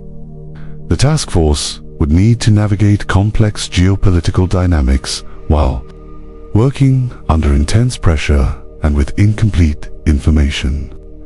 Their decisions could have profound consequences for humanity's future, making this perhaps the most important responsibility ever undertaken by any group of humans. Meanwhile, observations of 3-2 Atlas continued as the object settled into a new trajectory that would eventually place it in a stable orbit around the Sun at a distance similar to that of Jupiter. The object's reconfiguration was now complete, with the extended panels fully retracted and the central cylinder appearing more streamlined than before. This transformation suggested that 3-2 Atlas was shifting from an observation mode to something else, perhaps a long-term monitoring mode or preparation for further communication. The course corrections that 3-2 Atlas had made during its closest approach to Earth had successfully slowed its velocity relative to the Sun, putting it on a path that would allow it to be captured by our star's gravity. Calculations indicated that it would take approximately 6 months for the object to reach its final orbit, during which time it would continue to transmit its signal toward Earth. This extended timeline gave humanity a window to prepare for what might come next, whether that was further communication, physical contact, or something else entirely. The signal from 3-2 Atlas continued to be the focus of intense scientific scrutiny. As more of it was decoded, researchers discovered what appeared to be representations of the creators themselves, bipedal beings somewhat similar to humans in overall form but with significant differences in anatomy. These representations showed tall, slender figures with elongated limbs, large heads, and what appeared to be multiple sensory organs that didn't correspond to anything in terrestrial biology. The images were accompanied by chemical information about the creator's biochemistry, revealing that while they were carbon-based like terrestrial life, their fundamental chemistry was different in ways that suggested they had evolved under different environmental conditions. Perhaps most intriguingly, the signal contained what appeared to be a greeting or introduction in multiple languages, including mathematical languages, visual languages, and even what might be representations of musical or tonal languages. This diversity of communication methods suggested that the creators of 3-2 Atlas had anticipated the challenges of communicating with a completely alien intelligence and had designed their message to be comprehensible on multiple levels. The greeting was followed by what appeared to be an invitation to respond, using specific frequencies and mathematical patterns that would indicate receipt and understanding of the message. The discovery of this invitation created a new urgency in the discussions about how humanity should respond. The FCRI had established a working group specifically tasked with developing a response message. But this task was enormously complex. What should we say? How should we represent humanity? What information should we share and what should we keep? Confidential? Should we reveal our divisions and conflicts or present a united front? Should we ask questions about the creator's intentions or simply acknowledge receipts of their message? These questions had no easy answers, and the working group was divided on almost every point. As winter turned to spring in the northern hemisphere, 3-2 Atlas continued its majestic journey through our solar system, now following a carefully calculated trajectory that would eventually place it in a stable orbit between Mars and Jupiter. The object had settled into a predictable pattern, continuing to transmit its complex signal toward Earth while maintaining the streamlined configuration it had adopted after its closest approach to our planet. Humanity, for its part, was gradually adapting to the new reality that we were not alone in the universe. Though the process was neither smooth nor uniform across different societies and cultures, the First Contact Response Initiative had finally reached consensus on a response message to the creators of 3-2 Atlas after months of intense debate and negotiation. The message, which had been translated into the mathematical language identified in the original transmission, was a carefully crafted representation of humanity's best qualities: our curiosity, creativity, capacity for love, and desire for knowledge. It acknowledged receipt of the signal from 3-2 Atlas, expressed gratitude for the information shared, and indicated humanity's willingness to engage in further communication. The message also included basic information about Earth's biology, chemistry, and physics, as well as representations of human cultural achievements in mathematics, art, and music. The decision to focus on humanity's positive qualities had been controversial, with some arguing that it presented an incomplete and potentially misleading picture of our species. But the majority view, which ultimately prevailed, was that this first interstellar communication should represent humanity's aspirations rather than our failures. As one diplomat involved in the process explained, we have plenty of time to share our complexities and contradictions with our cosmic neighbors. For this first message, we wanted to show them the best of what we can be. the qualities that give us hope for our own future and that we would want to be known by in the wider universe. The transmission of humanity's response was scheduled for April 5th, a date chosen for its symbolic significance as the beginning of spring in the Northern Hemisphere, a time of renewal and new beginnings. The event would be broadcast globally, with people around the world invited to witness what might be the most important transmission in human history. Security around the transmission facilities was unprecedented, as governments sought to prevent any interference with what was now considered a matter of global importance. In the weeks leading up to the transmission, preparations were underway at observatories and communication facilities around the world.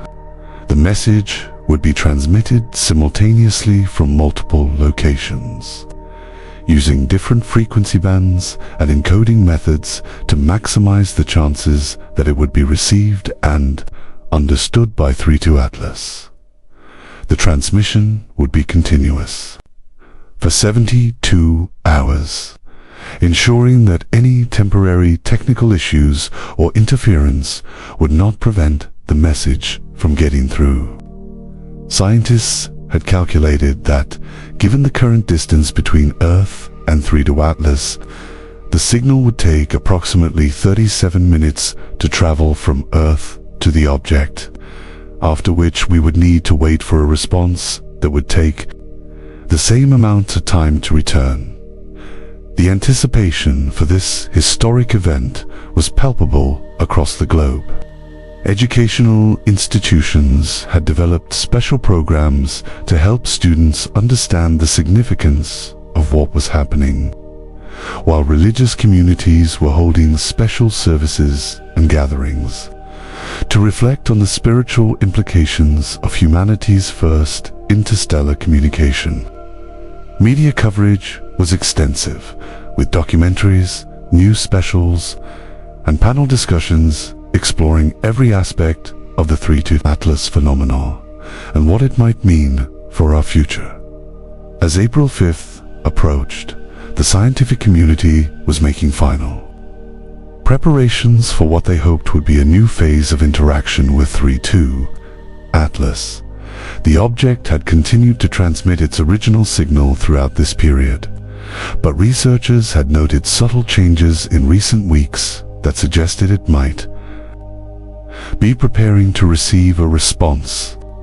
The energy emissions detected during the December 19th closest approach had become more regular and organized, and the object's rotation had adjusted slightly, as if orienting receiving antennas toward Earth. These changes were interpreted as encouraging signs that the creators of 32 Atlas were indeed expecting and prepared to receive a response from humanity. The day of the transmission dawned with a sense of global unity that was rare in human history.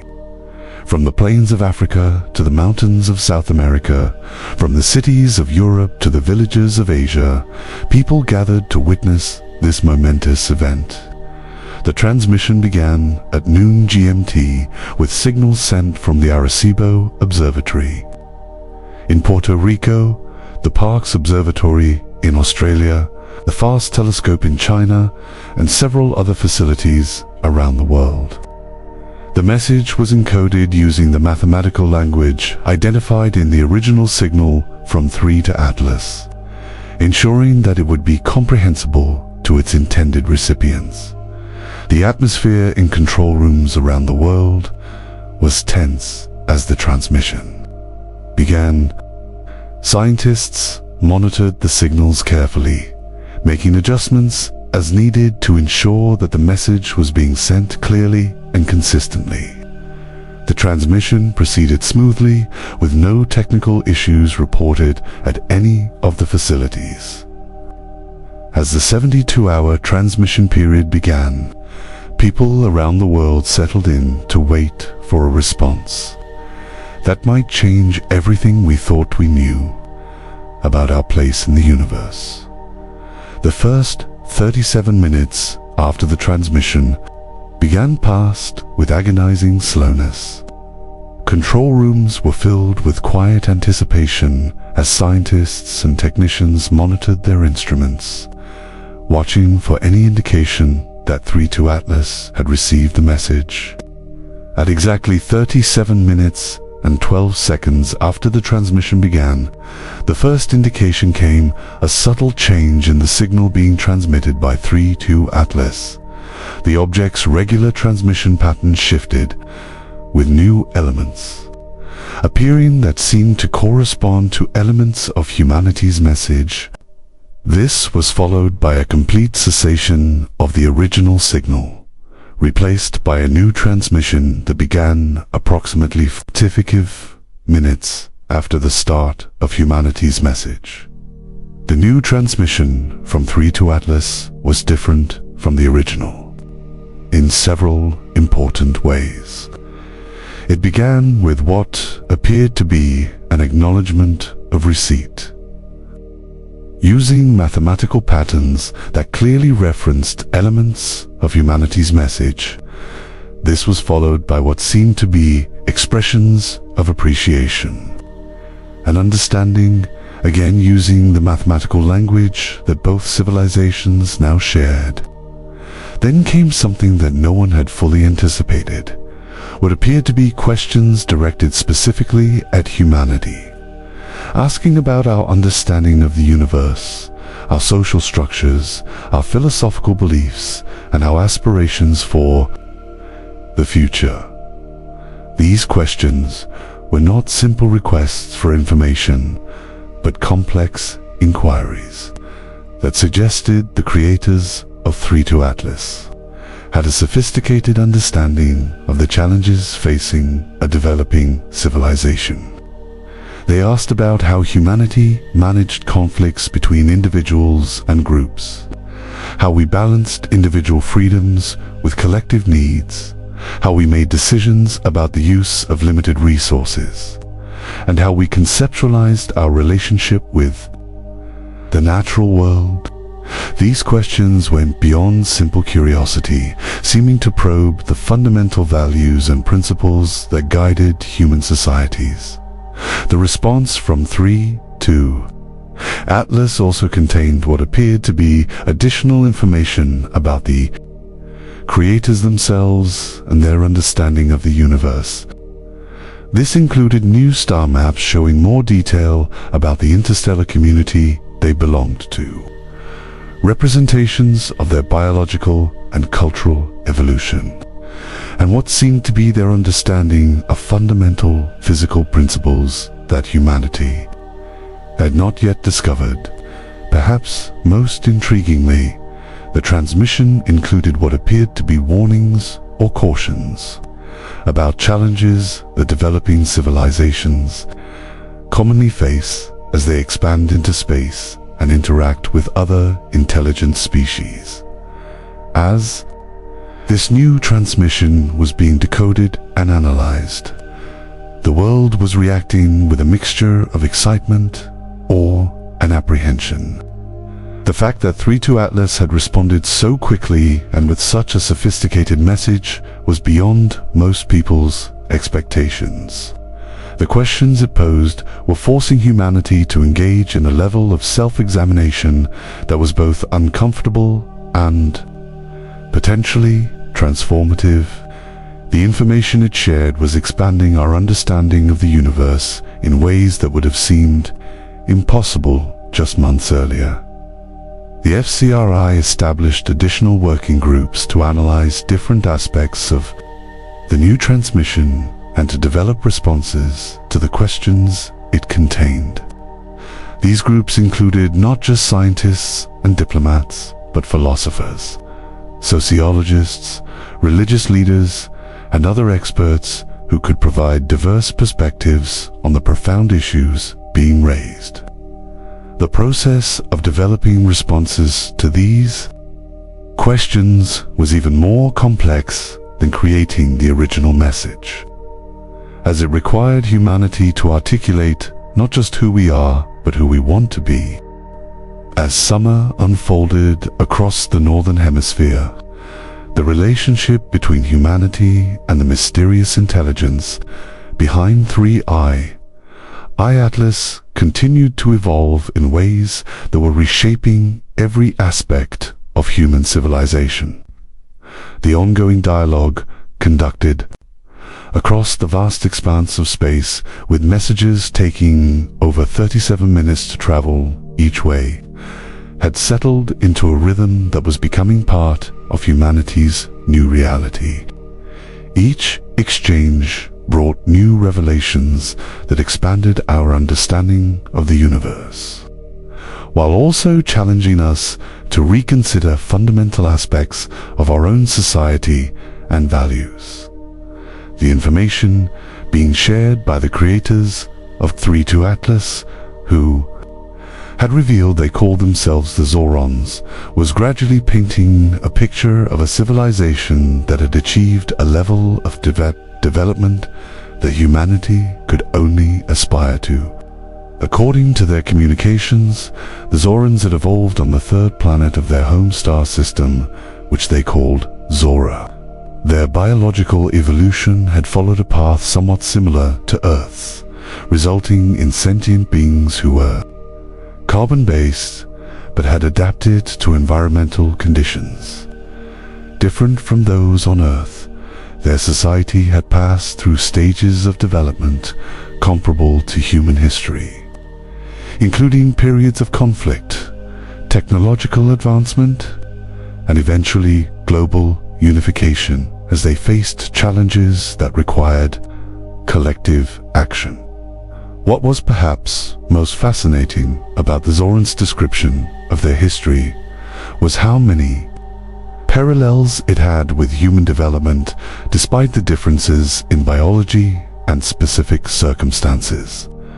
Like humanity, they had experienced the tension between individual and collective interests, the challenges of managing technological development, and the difficulty of maintaining social cohesion as their society became more complex. The fact that they had successfully navigated these challenges offered hope that humanity might do the same. While their willingness to share their experiences provided valuable guidance for our own journey, the Zorons had revealed that they had been aware of Earth's existence for approximately 8,000 years, having detected electromagnetic signals from our planet during the early development of human civilization. They had been monitoring our development passively during this time, respecting what they called the principle of civilizational autonomy, the idea that developing species should be allowed to evolve without interference until they reached a level of technological development that indicated they were ready for direct contact.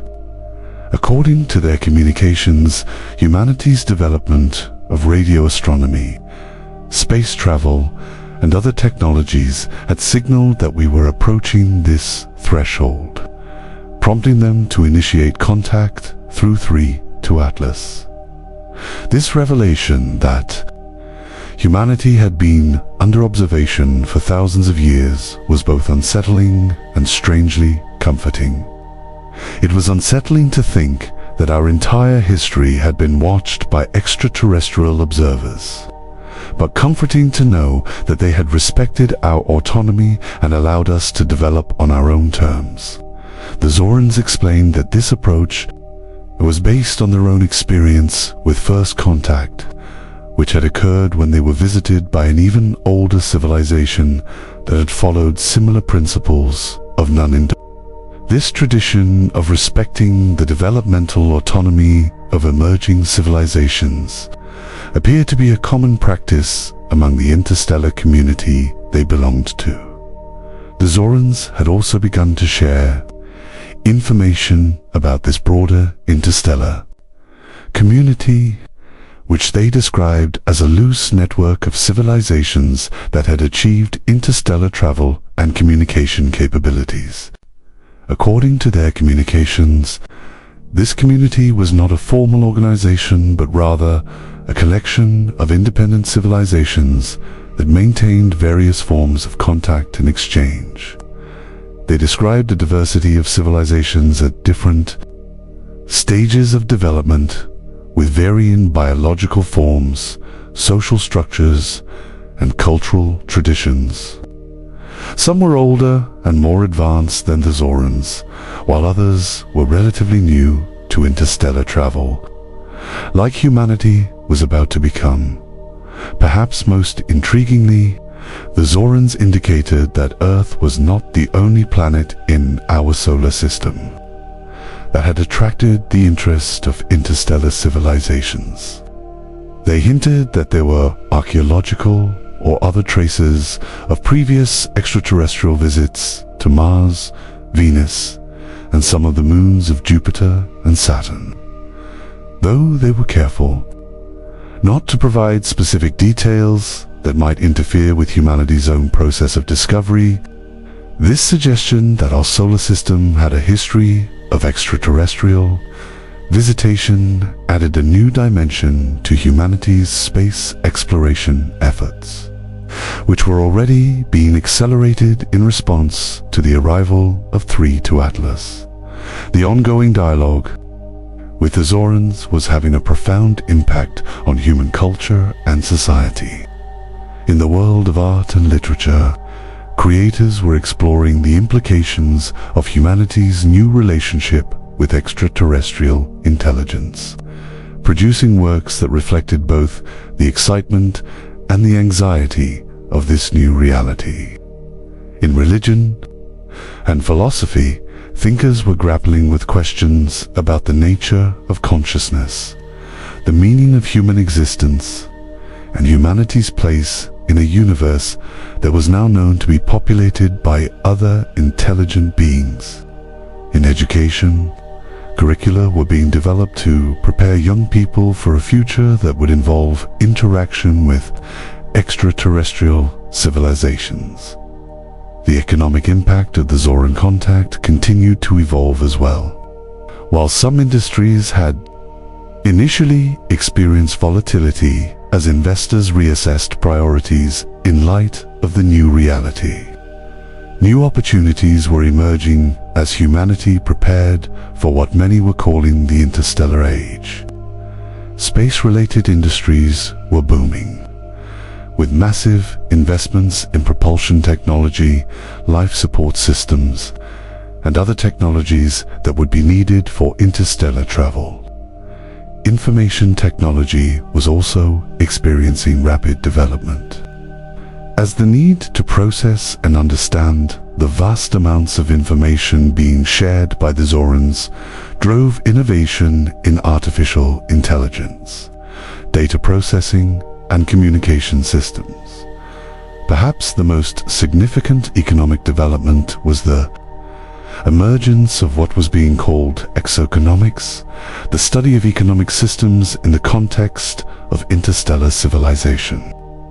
The Zorans had shared some information about how their own economy was organized, which was based on principles very different from those that governed human economic systems. Their approach emphasized sustainability, equitable distribution of resources, and the meeting of needs rather than the accumulation of wealth. This alternative economic model was inspiring experiments and discussions about how human economic systems might evolve to better serve the needs of all people while maintaining planetary health in politics and international relations. The ongoing contact with the Zorans was accelerating trends toward global cooperation. The First Contact Response initiative had evolved into a more permanent structure called the United Cosmic Relations Office, UCRO, which was becoming increasingly influential in global governance. The UCRO was coordinating humanity's response to the Zoran communications while also preparing for the possibility of contact with other civilizations. Its establishment represented a significant step toward the kind of global governance that many believed would be necessary for humanity to take its place in an interstellar community. The Zorans had begun to share information about the challenges that developing civilizations commonly face as they transition to interstellar status. These included not just technological challenges, but social and psychological ones as well. They described what they called the expansion paradox, the difficulty of maintaining social cohesion and shared values as a civilization expands across multiple star systems. They also discussed the contact dilemma, the challenge of interacting with civilizations at different levels of development without inadvertently causing harm through the transmission of technology or ideas that a developing civilization might not be ready to handle. Perhaps most importantly, the Zorans warned about what they called the Great Filter, a concept that referred to the various challenges that could prevent a civilization from achieving long-term survival and interstellar capability. They indicated that many civilizations failed to overcome these challenges, resulting in their extinction before they could take their place in the interstellar community. The specific challenges they described included self-destruction through war or environmental destruction, loss of social cohesion, technological stagnation, and various existential risks that came with advanced technology. These warnings were being taken seriously by leaders around the world who recognized that humanity was facing many of the challenges described by the Zorans. Climate change, nuclear proliferation, pandemics, and other threats were already demanding global cooperation and long-term thinking. The knowledge that these challenges were common to developing civilizations was motivating renewed efforts to address them, with the Zoran communications providing both a warning and an inspiration to action. As autumn painted the landscapes of Earth in vibrant colors, 3-2 Atlas finally settled into its designated orbit between Mars and Jupiter, marking the beginning of a new phase in humanity's relationship with the Zorans. The object's positioning was remarkably precise, placing it in a stable gravitational configuration that would require minimal energy to maintain over extended periods. This orbital placement was no accident. The Zorans had explained that they had chosen this location deliberately, as it provided an optimal vantage point for observing the entire inner solar system, while remaining distant enough to avoid interfering with planetary dynamics. With 3-2 Atlas now established in its permanent home, the Zorans began to share more advanced information with humanity, as they had promised. This new phase of communication brought revelations that would fundamentally transform human understanding of physics, energy, and the very nature of reality itself. The information was transmitted gradually, with the Zorans carefully monitoring humanity's comprehension and adaptation before introducing more complex concepts.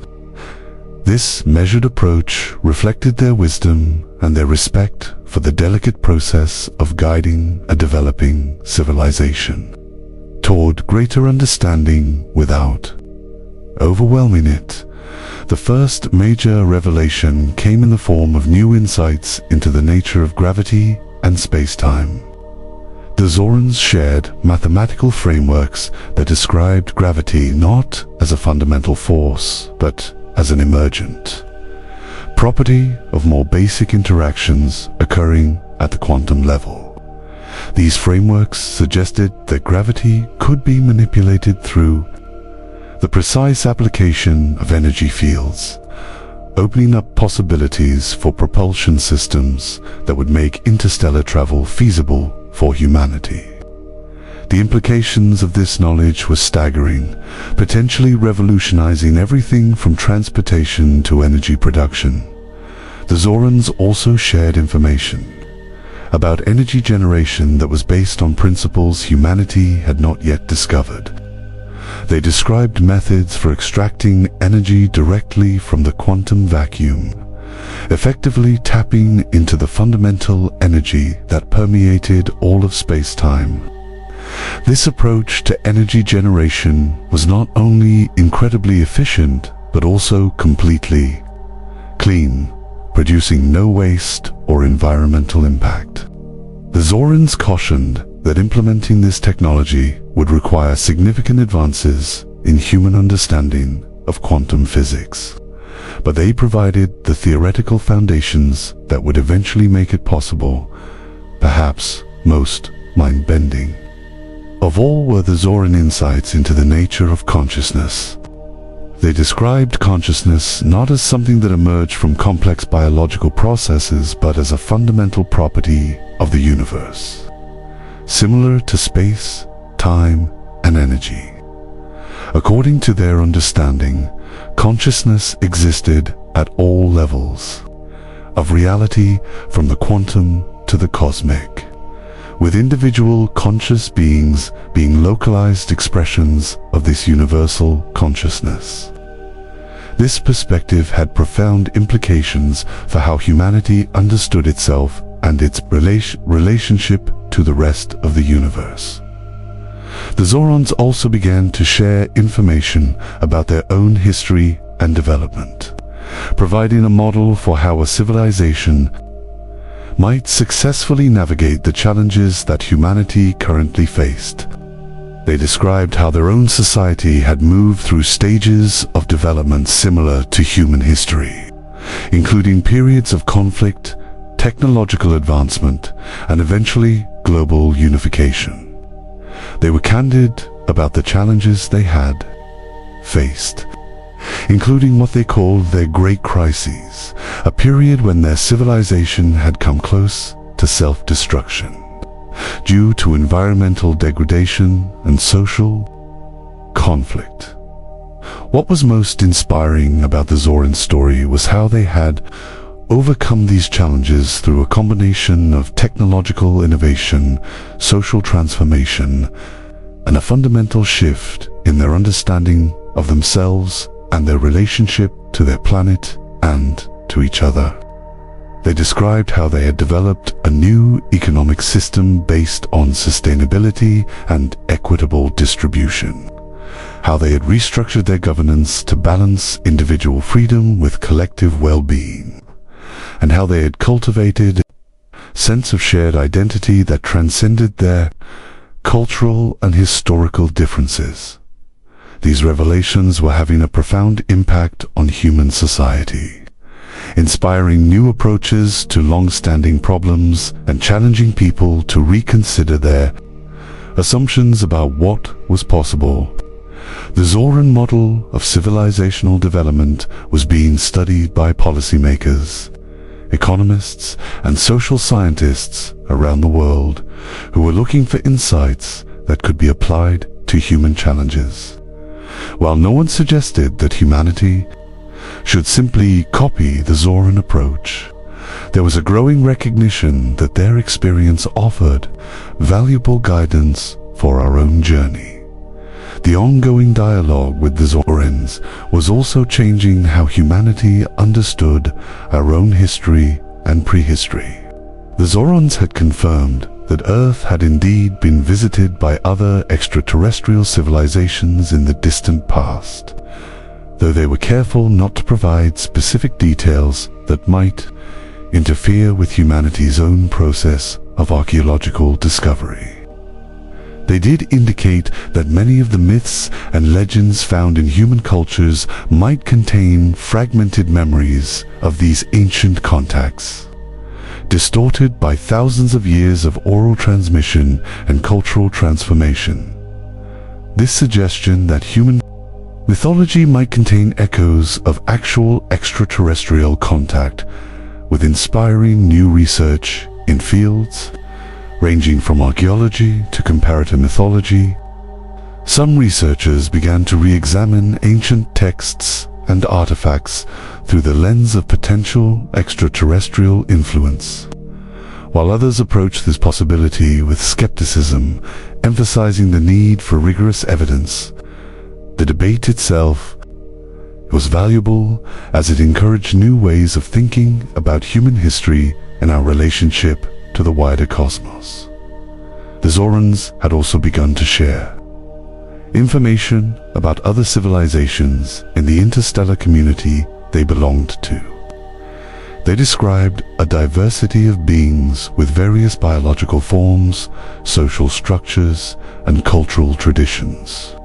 Some were similar to humanity in certain respects, while others were so different that communication required specialized translation protocols.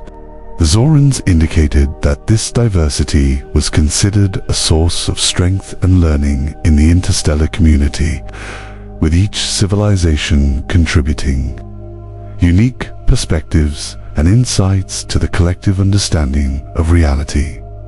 Perhaps most intriguingly, the Zorans hinted at the existence of even more advanced civilizations that they themselves were still learning from. What they called elder civilizations that had achieved levels of development that were difficult for younger species to comprehend. They suggested that these elder civilizations had moved beyond physical form entirely, existing as pure consciousness or energy that could manipulate reality in ways that seemed magical to less developed beings. The existence of such advanced civilizations expanded humanity's conception of what was possible, suggesting that the trajectory of development might continue indefinitely, with ever greater levels of understanding and capability unfolding over cosmic timescales. The ongoing contact with the Zorans was also inspiring new developments in human art, culture, and spirituality. Artists were creating works that attempted to represent the new understanding of reality that was emerging from the Zoran communications, while musicians were exploring new forms of expression inspired by Zoran concepts of harmony and resonance. In religion and spirituality, thinkers were integrating Zoran insights into existing traditions, while also developing new spiritual frameworks that could accommodate humanity's expanded understanding of our place in the cosmos. The Zorans had indicated that they understood the importance of cultural and spiritual development alongside technological advancement, and they had shared some of their own artistic and philosophical works as part of the ongoing dialogue.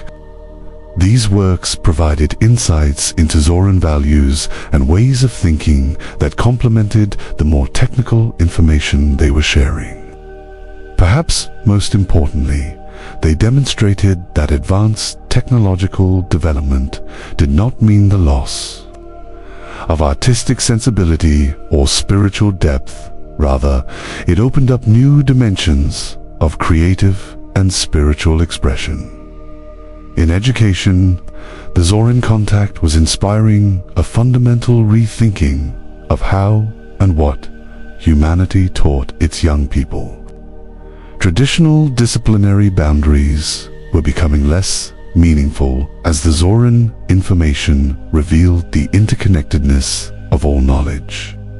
New educational approaches were being developed that emphasized systems thinking, ethical reasoning, and the integration of scientific, artistic, and spiritual ways of knowing.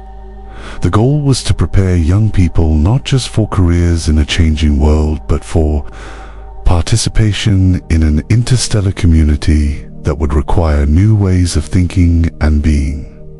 The economic transformations inspired by the Zoran contact continued to evolve as well. The principles of Zoran economics, sustainability, equitable distribution, and meeting needs rather than accumulating wealth, were being experimented with in various forms around the world. Some communities were developing local currencies based on these principles, while larger corporations were rethinking their business models to align with what was increasingly being called cosmic economics. The transition was challenging, as it required rethinking fundamental assumptions about value, ownership, and the purpose of economic activity. As winter settled over the northern hemisphere, humanity found itself in the midst of a transformation that was reshaping every aspect of civilization. The ongoing dialogue with the Zorans through 3-2 Atlas had become a central feature of human life, with each new transmission bringing insights that challenged our understanding of reality, while offering guidance for navigating the complex transition to interstellar status. The world was changing in ways both subtle and profound, as individuals, communities, and institutions adapted to the new reality that we were not alone in the universe. The scientific community was experiencing a renaissance unlike any in human history, as the Zoran information opened up new frontiers of knowledge that were previously unimaginable. Research institutions around the world were reorganizing to focus on the most promising areas for applying Zoran insights, with interdisciplinary collaboration becoming the norm rather than the exception. The traditional boundaries between physics, chemistry, biology, and other sciences were becoming increasingly blurred, as the Zoran understanding of reality revealed the fundamental interconnectedness of all phenomena. One of the most exciting areas of research was the development of what scientists were calling Zoran-inspired propulsion systems. The theoretical frameworks shared by the Zorans for manipulating gravity through precise energy field applications were being translated into experimental designs that could eventually revolutionize space travel. Several international collaborations had been established to develop prototypes based on these principles, with the goal of creating propulsion systems that would make interstellar travel feasible for humanity within the next few decades. The energy sector was also undergoing rapid transformation, as researchers worked to apply the Zoran insights into quantum vacuum energy extraction. While the practical implementation of this technology was still years away, theoretical advances were already pointing toward new approaches to energy generation that could eventually provide humanity with virtually unlimited clean energy. In the meantime, the Zoran information was inspiring improvements in existing renewable energy technologies, as their understanding of energy flow and conversion offered new ways to optimize solar, wind, and other sustainable energy sources. Perhaps the most revolutionary scientific developments were occurring in the field of consciousness studies. The Zoran understanding of consciousness as a fundamental property of the universe was inspiring new research approaches that went beyond the materialist assumptions that had dominated Western science for centuries. Scientists were developing new methods for studying consciousness that incorporated insights from quantum physics, information theory, and various contemplative traditions. The results were already challenging conventional understanding of the relationship between mind and matter, with implications for everything from medicine to artificial intelligence. The Zoran insights into consciousness were also having a profound impact on psychology and mental health. New therapeutic approaches were being developed that incorporated the understanding that individual consciousness was connected to a universal consciousness field. These approaches were showing remarkable promise in treating various mental health conditions, while also offering pathways to personal growth and transformation that went beyond traditional therapeutic models. The integration of Zoran consciousness principles with established psychological knowledge was creating a more holistic approach to mental and emotional well-being. In education, the transformation inspired by the Zoran contact was continuing to evolve. New educational models were being implemented that emphasized the development of what was being called cosmic literacy, an understanding of humanity's place in the universe, and the responsibilities that came with interstellar citizenship. These models went beyond traditional academic subjects to include emotional intelligence, ethical reasoning, ecological awareness, and what the Zorans called resonance thinking, the ability to perceive and work with the interconnected patterns that underlie all phenomena. The Zorans had begun to share information about their educational approaches, which emphasized the development of what they called whole beings, individuals who were not just knowledgeable but also wise, compassionate, and capable of contributing to the well-being of the larger community. These insights were inspiring educational experiments around the world, as educators sought to prepare young people not just for careers in a changing world, but for participation in a cosmic community that would require new ways of thinking and being. The economic transformations inspired by the Zoran contact were also continuing to evolve.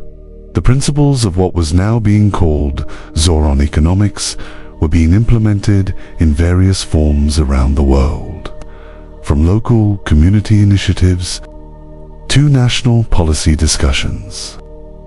The core principles, sustainability, equitable distribution, and meeting needs rather than accumulating wealth, were challenging fundamental assumptions about the purpose and organization of economic activity. One of the most interesting economic developments was the emergence of what was being called resource-based economies in several regions.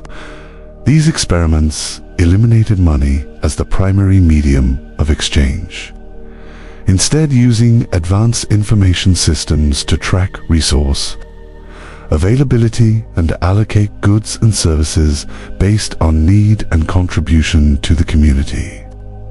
While these experiments were still small scale, they were attracting attention as potential models for how human economic systems might evolve in response to Zoran insights and the challenges of the 21st century. The Zorans had shared detailed information about how their own economic system had evolved from something similar to contemporary capitalism to their current approach based on what they called dynamic equilibrium. This transition had occurred over several generations and had involved significant social and technological changes. Their experience provided valuable guidance for humanity as we navigated our own economic transformation, offering both inspiration and cautionary tales about potential pitfalls along the way.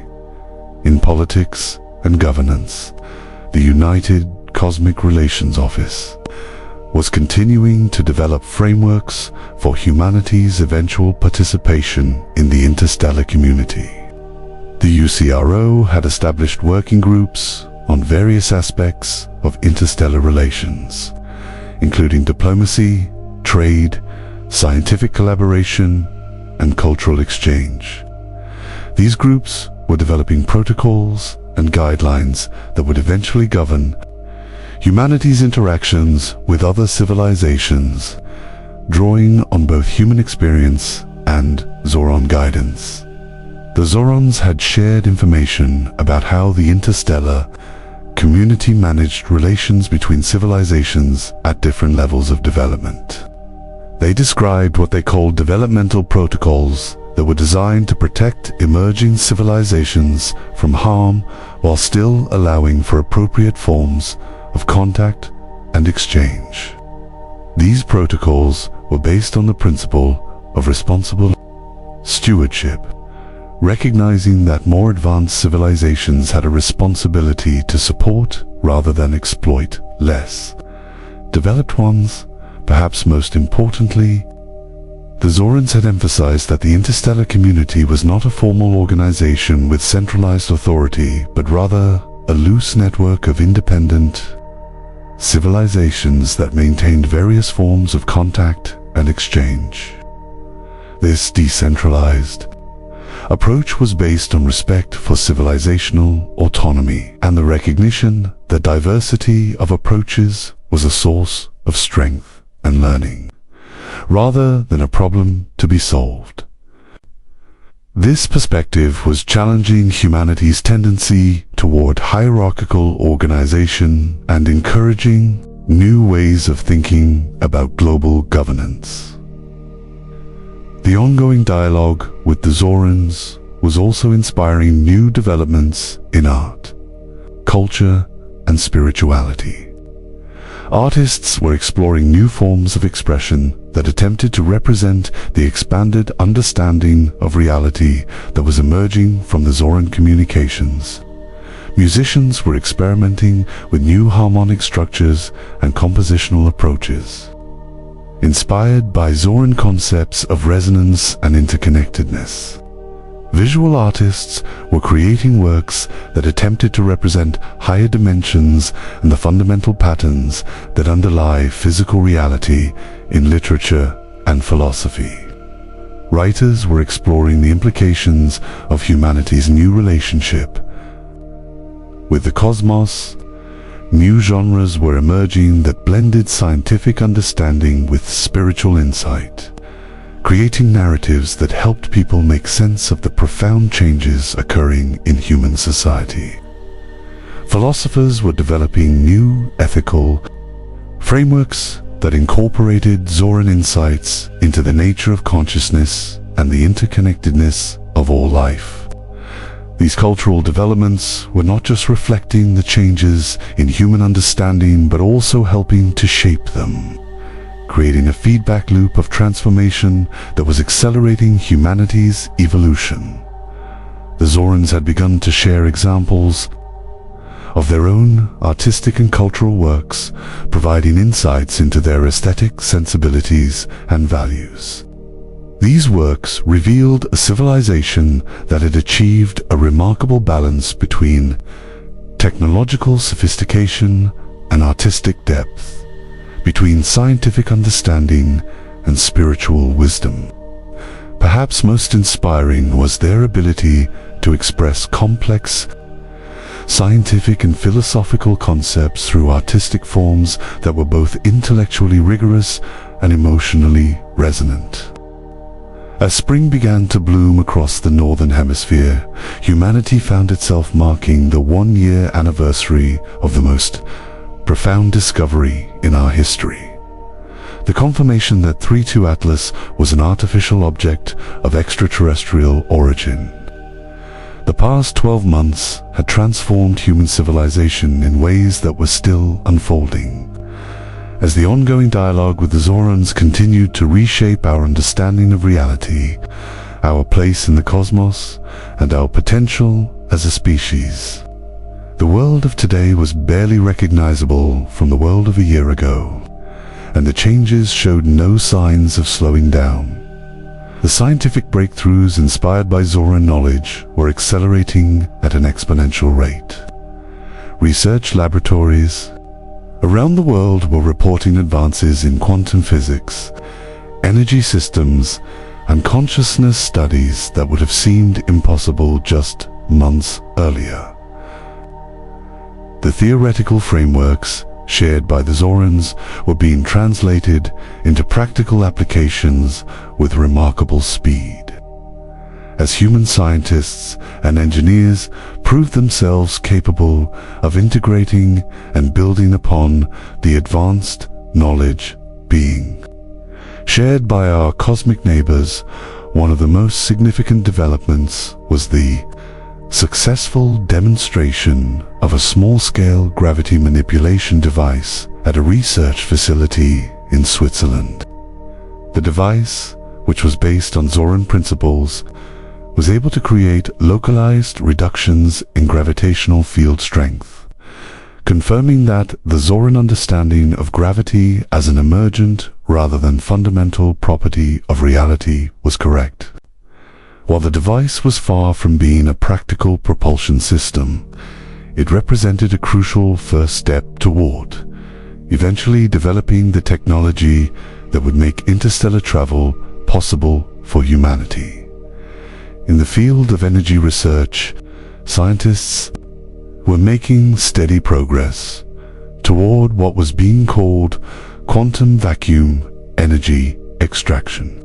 Several research teams had successfully built devices that could tap into the zero-point energy field, though the amounts of energy generated were still small and the efficiency was low. However, the proof of principle had been established, and researchers were confident that continued refinement would eventually lead to practical applications. The Zorans had been providing additional guidance as needed, helping human scientists overcome specific technical challenges, while still allowing us to make our own discoveries and innovations. The consciousness research, inspired by Zoran insights, was producing perhaps the most revolutionary results. Studies using advanced neuroimaging techniques were beginning to map what researchers were calling the consciousness field, the universal consciousness that the Zorans had described as a fundamental property of reality. These studies were revealing that individual human brains were not isolated information processors, but rather nodes in a larger network of consciousness that connected all living beings. This discovery had enormous implications for how we understood human cognition, emotion, and behavior. The practical applications of consciousness research were already emerging. New therapeutic approaches for mental health conditions were being developed that worked directly with the consciousness field, producing remarkable results in treating depression, anxiety, and other disorders. Educational approaches that incorporated consciousness field principles were showing promise in enhancing learning and creativity. Even business and organizational practices were being transformed by insights into how consciousness field dynamics affected group performance and innovation. The Zorans had begun to share more detailed information about their own civilization and history, providing a model for how a species might successfully navigate the transition to interstellar status. They described how their own society had reorganized itself to meet the challenges of sustainable development, social cohesion, and technological advancement. Their experience was proving invaluable as humanity faced similar challenges, offering both inspiration and practical guidance for our own journey. Perhaps most fascinating were the Zoran descriptions of how their understanding of consciousness had transformed their society. They explained that once they recognized consciousness as a fundamental property of reality, they were able to develop new forms of communication, education, and social organization that worked directly with consciousness field dynamics. These innovations had allowed them to create a society that was both highly advanced technologically and deeply fulfilling for individual members. The possibility that humanity might achieve something similar was inspiring new approaches to social and cultural development. In education, The transformation, inspired by the Zoran contact, was continuing to deepen. New educational models that incorporated Zoran insights were being implemented at all levels, from early childhood education to advanced professional training. These models emphasized what was being called holistic development, the cultivation of intellectual, emotional, spiritual, and practical capacities in an integrated way. The goal was to develop not just knowledgeable individuals, but whole beings who could contribute meaningfully to an interstellar civilization. The Zorans had shared detailed information about their educational approaches, which were based on what they called resonance learning, the process of aligning individual consciousness with the larger consciousness field to enhance understanding and creativity. Human educators were adapting these principles to various cultural contexts, creating educational experiences that were both academically rigorous and personally transformative. Early results were promising, showing improved learning outcomes along with increased well-being and social responsibility. The economic transformations inspired by Zoran principles were also continuing to evolve. The experiments with resource-based economies that had been initiated in several regions were showing positive results, demonstrating that it was possible to meet human needs without relying on market mechanisms or monetary exchange. These experiments were attracting attention from policymakers around the world, who were looking for alternatives to economic systems that were increasingly recognized as unsustainable and inequitable. The Zorans had shared detailed information about how their own economic system had evolved from something similar to contemporary capitalism to their current approach based on dynamic equilibrium. They explained that this transition had required both technological advancements that made resource abundance possible and social innovations that created new forms of cooperation and shared purpose. Their experience was providing valuable guidance for humanity as we navigated our own economic transformation in politics and governance. The United Cosmic Relations Office was becoming increasingly influential in global affairs. The UCRO had successfully negotiated several international agreements based on Zoran principles of sustainable development and equitable resource distribution. These agreements represented significant steps toward the kind of global cooperation that would be necessary for humanity to take its place in the interstellar community.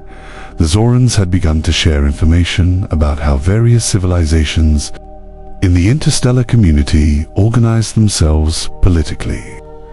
They described a wide diversity of approaches, reflecting different biological conditions, cultural histories, and philosophical orientations. What these approaches had in common was a commitment to what the Zorans called participatory governance, systems that allowed individuals and communities to have meaningful input into decisions that affected their lives. This emphasis on participation was inspiring new experiments in democratic governance around the world. The ongoing dialogue with the Zorans was also continuing to inspire new developments in art, culture, and spirituality. Artists were exploring new forms of expression that attempted to represent the expanded understanding of reality that was emerging from the Zoran communications. These artistic expressions were not just reflecting the changes in human understanding, but also helping to shape them, creating new ways of seeing and being that were transforming human culture.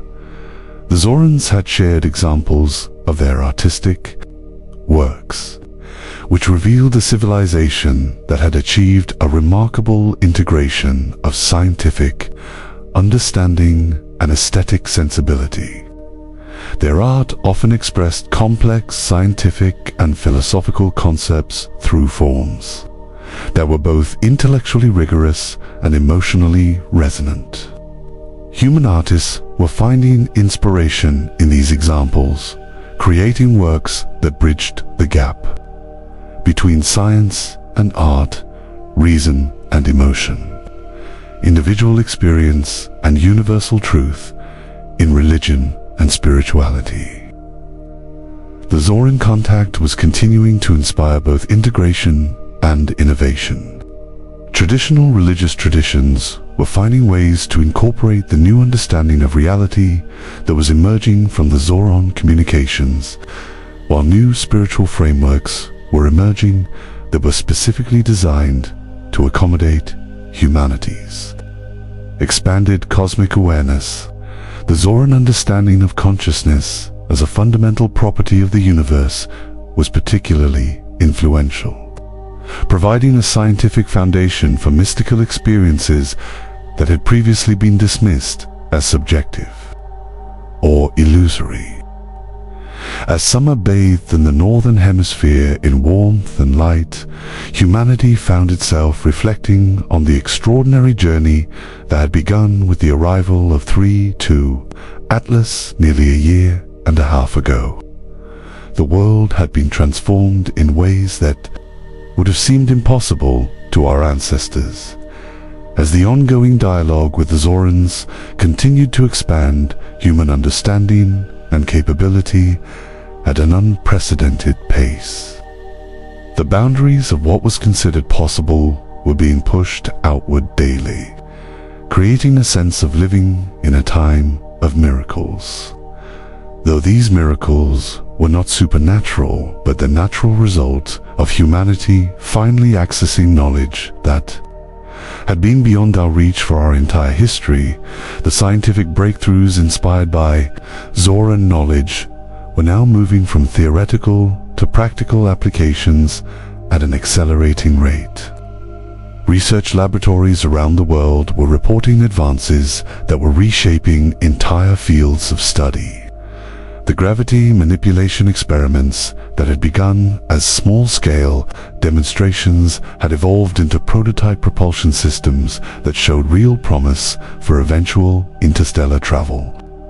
While these systems were still years away from practical application, they demonstrated that humanity was already beginning to master principles of physics that had previously been the realm of science fiction. The energy research, inspired by Zoran insights, was also progressing rapidly. Several research facilities had successfully built larger-scale quantum vacuum energy extraction devices, with some achieving energy outputs that exceeded their energy inputs. A breakthrough that suggested the possibility of virtually unlimited clean energy. The Zorans had provided additional technical guidance as needed, helping human scientists overcome specific challenges while still allowing us to make our own discoveries and innovations. The potential applications of this technology were staggering, promising to solve many of humanity's most pressing environmental and economic challenges. Perhaps most revolutionary were the advances in consciousness research. The mapping of what researchers were now calling the universal consciousness field had progressed to the point where scientists could not only detect but also influence this field in controlled ways. This capability was opening up new possibilities for communication, education, and even conflict resolution. The Zorans had indicated that this was a crucial step in human development, as the ability to work consciously with the consciousness field was essential for responsible participation in the interstellar community. The practical applications of consciousness research were expanding into new domains. In medicine, consciousness field therapies were being developed that could accelerate healing, reduce pain, and treat conditions that had previously been considered untreatable. In education, consciousness field techniques were being used to enhance learning and creativity, allowing students to access deeper levels of understanding and insight. Even in business and organizations, consciousness field principles were being applied to improve communication, collaboration, and innovation. The Zorans had begun to share more detailed information about their own civilization and how it had evolved to its current state. They described how their understanding of consciousness had transformed, not just their science and technology, but their entire social structure. Once they recognized that individual consciousness was connected to a universal consciousness field, they were able to create new forms of social organization that worked with this fundamental reality rather than against it. The result was a society that was both highly advanced and deeply harmonious. Perhaps most fascinating were the Zoran descriptions of how they had resolved what they called the individuality paradox, the challenge of maintaining individual identity and autonomy while recognizing the fundamental interconnectedness of all consciousness. Their solution involved what they called resonant individuality, a state in which individuals could maintain their unique perspectives and contributions while remaining in harmonious resonance with the larger consciousness field. This approach was inspiring new ways of thinking about human identity and social relationships. In education, the transformation inspired by the Zoran contact was continuing to deepen. New educational models based on Zoran principles were being implemented at all levels, from early childhood education to advanced professional training. These models emphasized what was being called integral development, the cultivation of intellectual, emotional, spiritual, physical, and creative capacities in a balanced and integrated way. The goal was to develop not just knowledgeable individuals but whole beings who could participate fully and responsibly in an interstellar civilization. The Zorans had shared detailed information about their educational approaches, which were based on what they called resonance learning, the process of aligning individual consciousness with the larger consciousness field to enhance understanding and creativity. Human educators were adapting these principles to various cultural contexts, creating educational experiences that were both academically rigorous and personally transformative. The results were impressive, showing not just improved learning outcomes but enhanced well-being, creativity, and social responsibility. The economic transformations inspired by Zoran principles were also continuing to evolve. The experiments with resource-based economies that had been initiated in several regions were expanding and showing increasingly positive results. These experiments were demonstrating that it was possible to meet human needs without relying on market mechanisms or monetary exchange, while also maintaining high levels of innovation and productivity. The success of these experiments was attracting attention from policymakers around the world, who were looking for alternatives to economic systems that were increasingly recognized as unsustainable and inequitable. The Zorans had shared detailed information about how their own economic system had evolved from something similar to contemporary capitalism to their current approach based on dynamic equilibrium.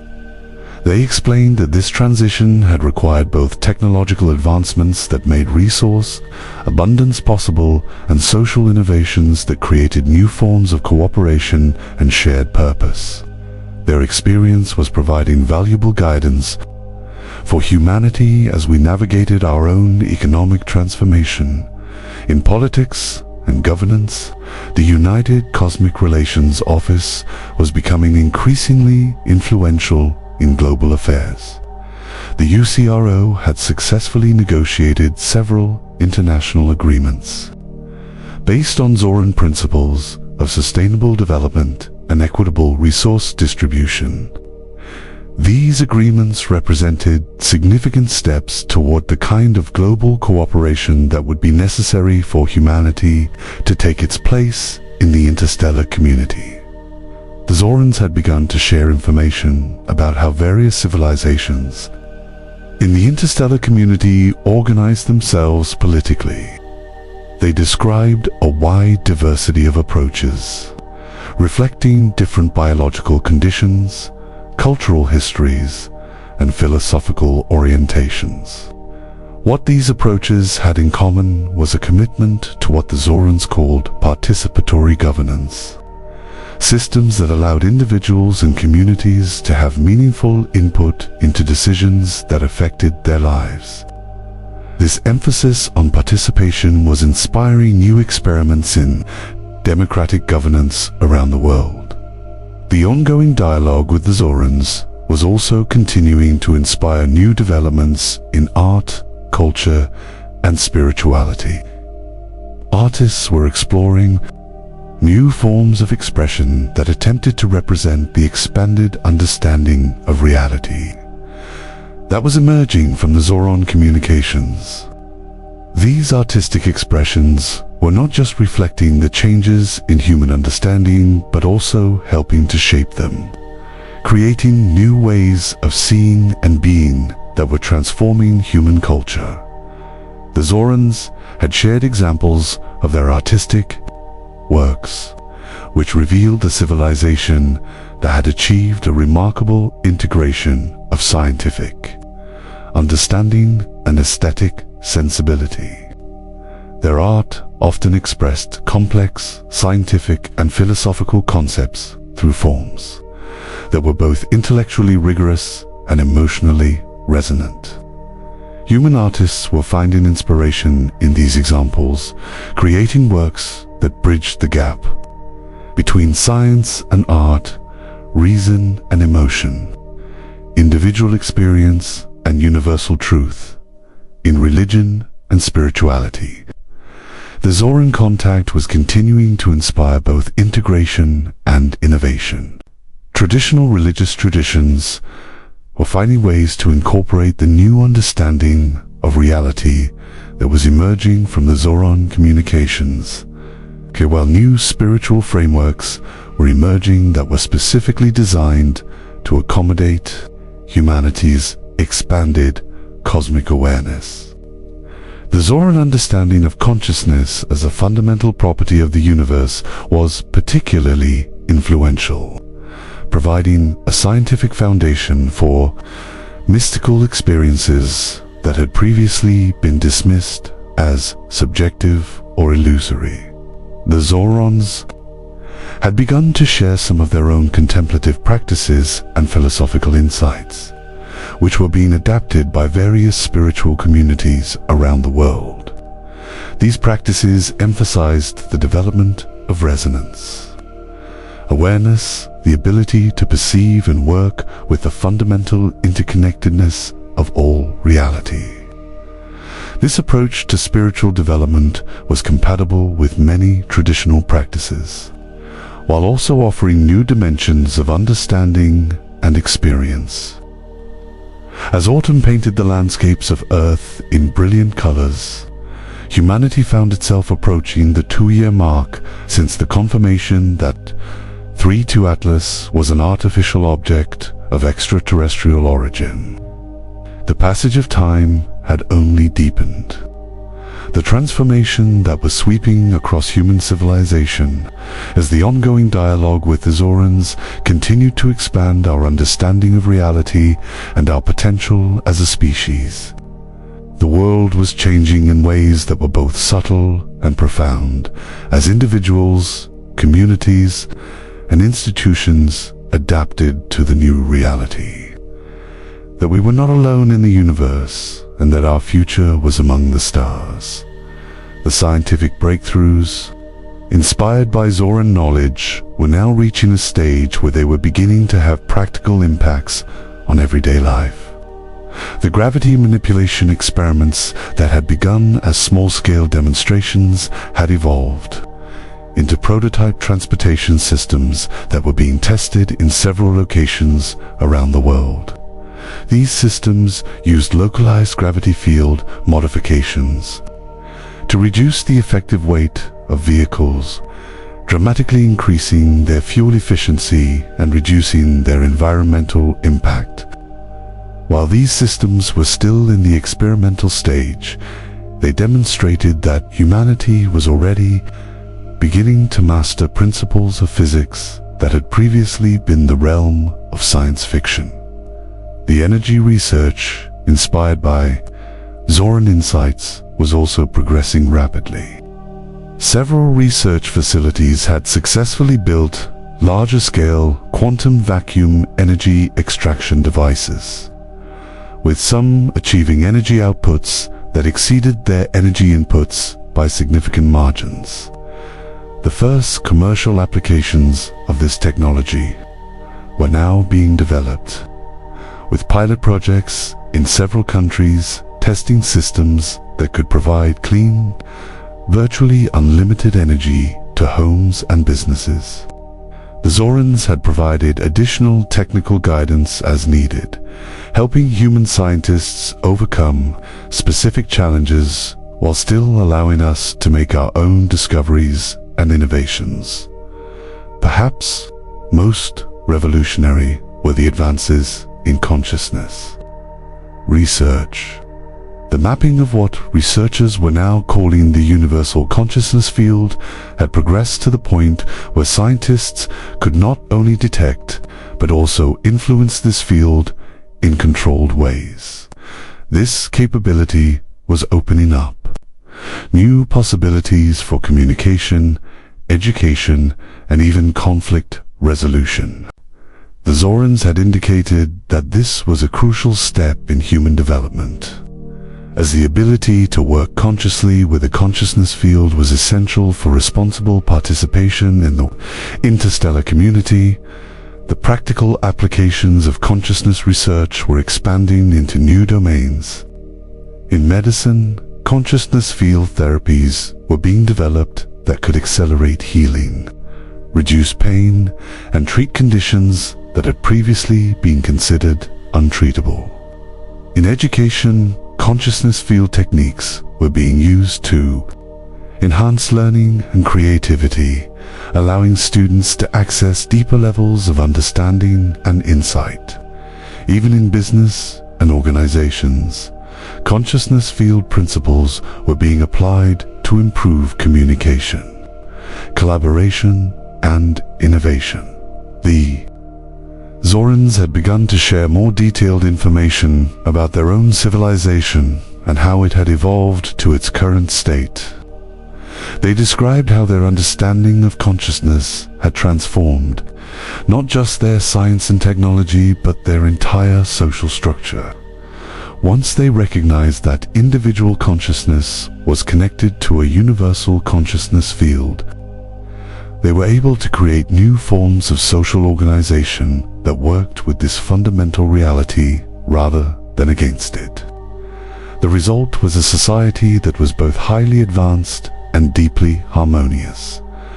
Perhaps most fascinating were the Zoran descriptions of how they had resolved what they called the individuality paradox, the challenge of maintaining individual identity and autonomy while recognizing the fundamental interconnectedness of all consciousness. Their solution involved what they called resonant individuality, a state in which individuals could maintain their unique perspectives and contributions while remaining in harmonious resonance with the larger consciousness field. This approach, it was inspiring new ways of thinking about human identity and social relationships. In education, the transformation inspired by the Zoran contact was continuing to deepen. New educational models based on Zoran principles were being implemented. At all levels, from early childhood education to advanced professional training. These models emphasized what was being called integral development, the cultivation of intellectual, emotional, spiritual, physical, and creative capacities in a balanced and integrated way. The goal was to develop not just knowledgeable individuals but whole beings who could participate fully and responsibly in an interstellar civilization.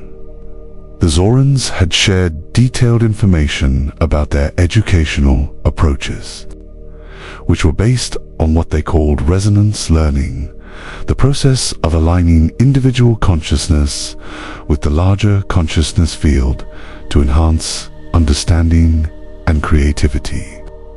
Human educators were adapting these principles to various cultural contexts, creating educational experiences that were both academically rigorous and personally transformative. The results were impressive, showing not just improved learning outcomes, but enhanced well-being, creativity, and social responsibility. The economic transformations inspired by Zoran principles were also continuing to evolve. The experiments with resource-based economies that had been initiated in several regions were expanding and showing increasingly positive results. These experiments were demonstrating that it was possible to meet human needs without relying on market mechanisms or monetary exchange, while also maintaining high levels of innovation and productivity. The success of these experiments was attracting attention from policymakers around the world, who were looking for alternatives to economic systems that were increasingly recognized as unsustainable and inequitable. The Zorans had shared detailed information about how their own economic system had evolved from something similar to contemporary capitalism to their current approach based on dynamic equilibrium.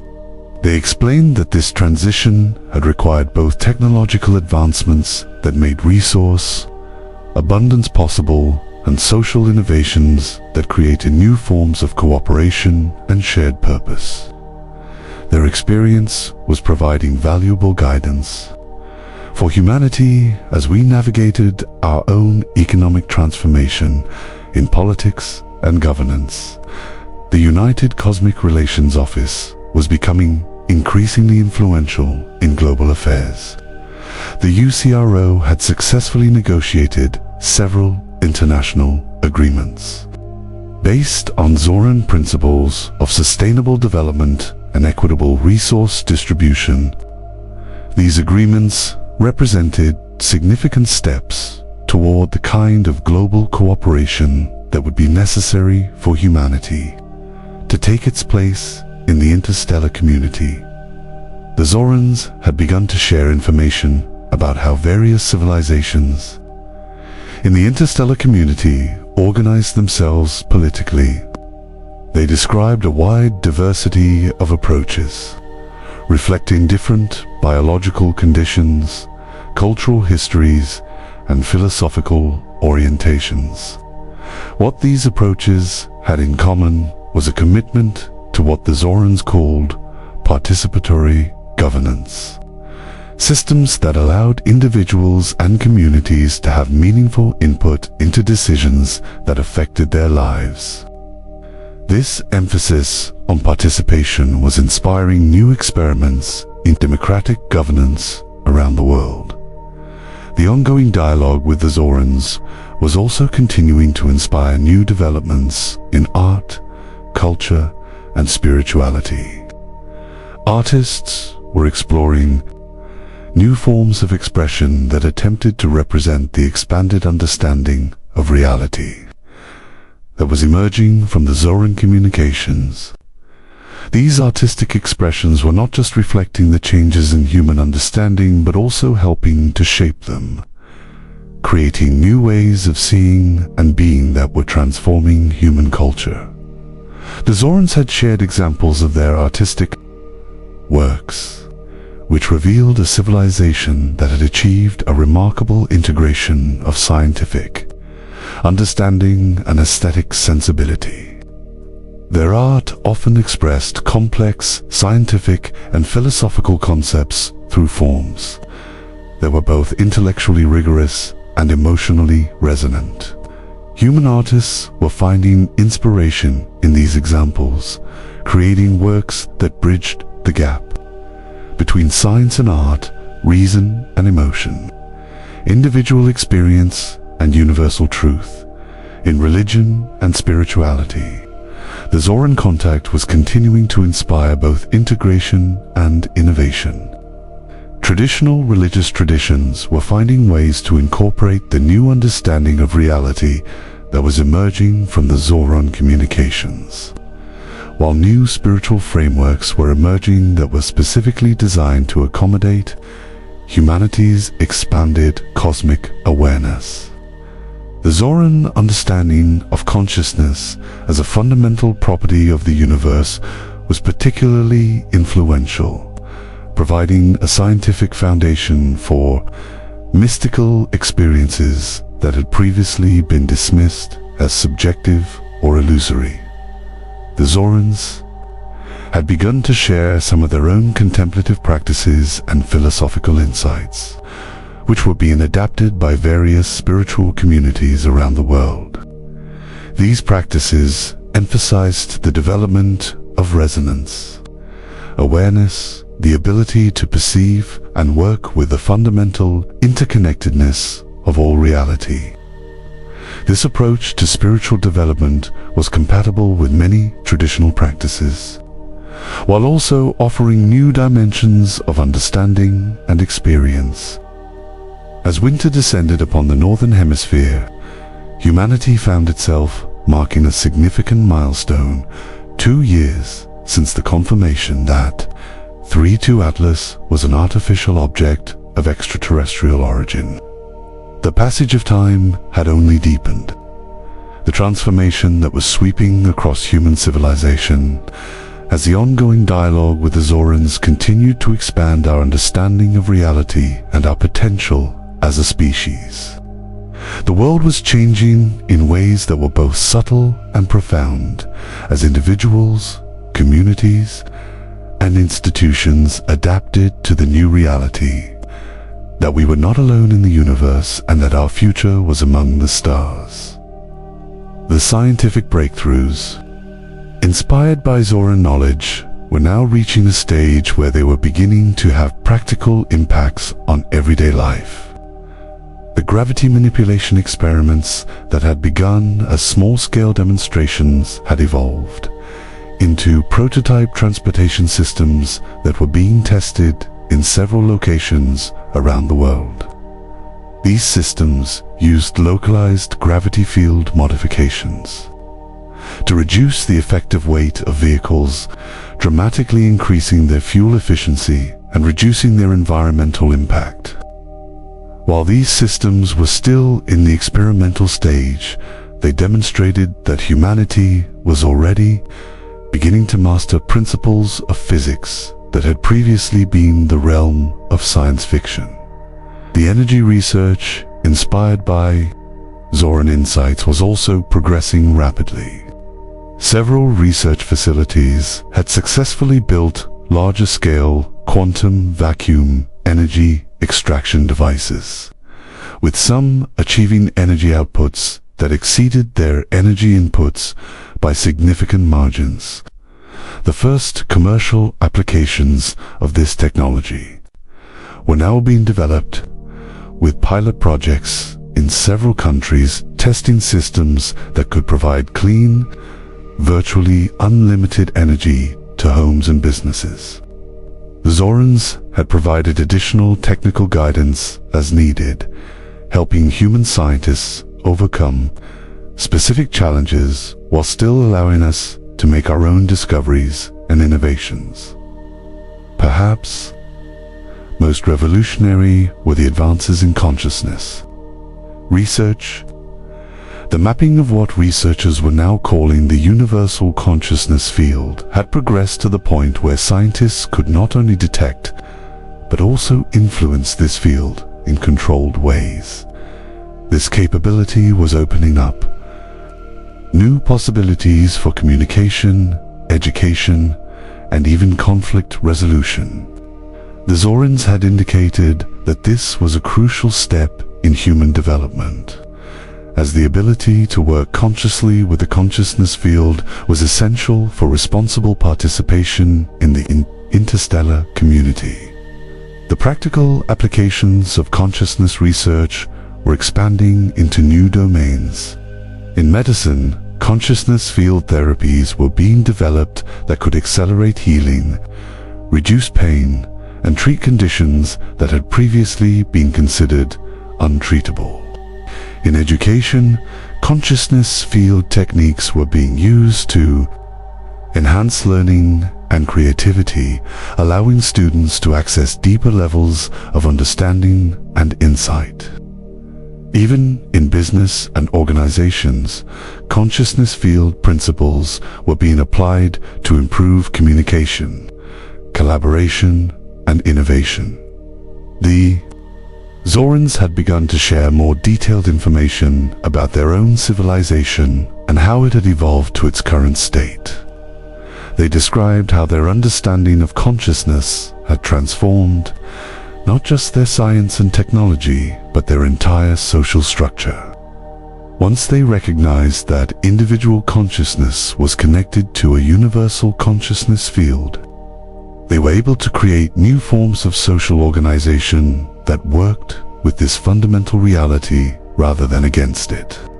The result was a society that was both highly advanced and deeply harmonious. Perhaps most fascinating were the Zoran descriptions of how they had resolved what they called the individuality paradox, the challenge of maintaining individual identity and autonomy while recognizing the fundamental interconnectedness of all consciousness.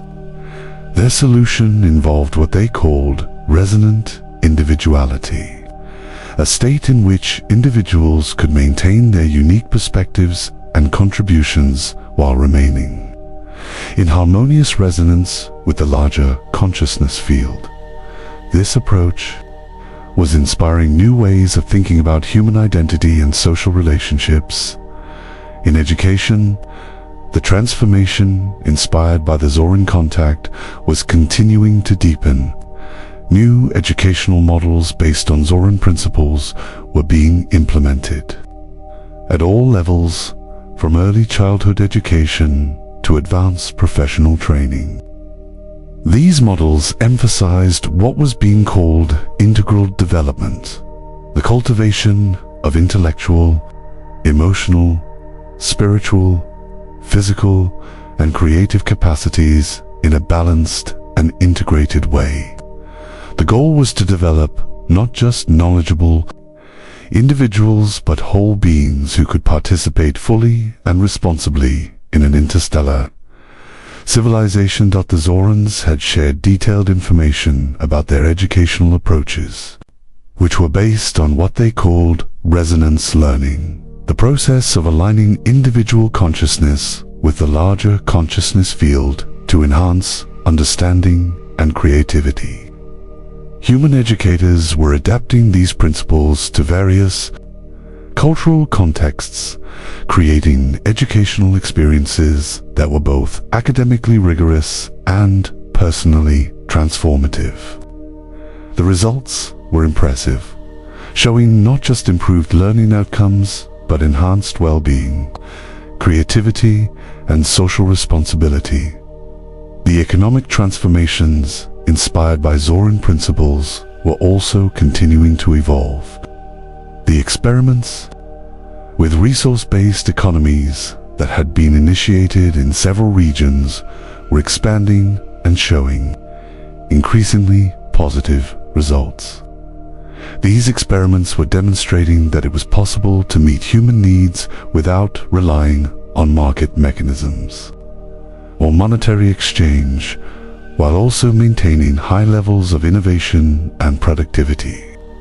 The success of these experiments was attracting attention from policymakers around the world, who were looking for alternatives to economic systems that were increasingly recognized as unsustainable and inequitable.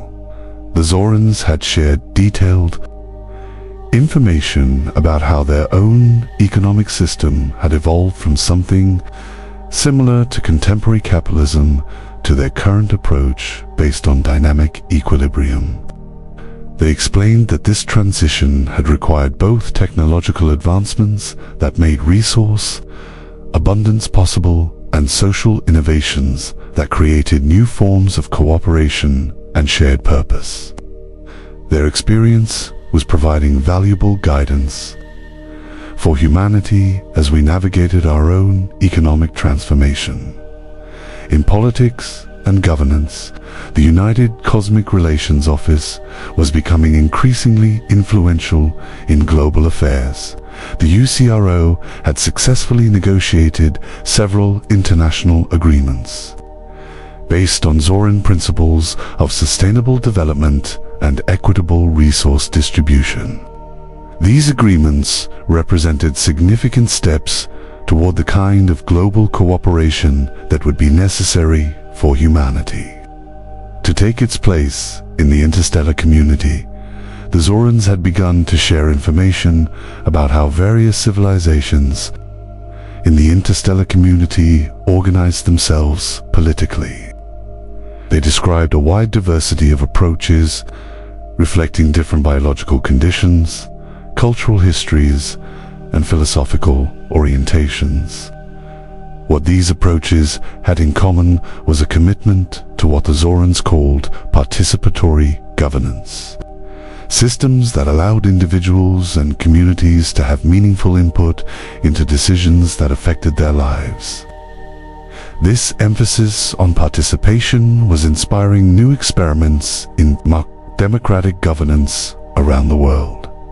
The ongoing dialogue with the Zorans was also continuing to inspire new developments in art, culture, and spirituality.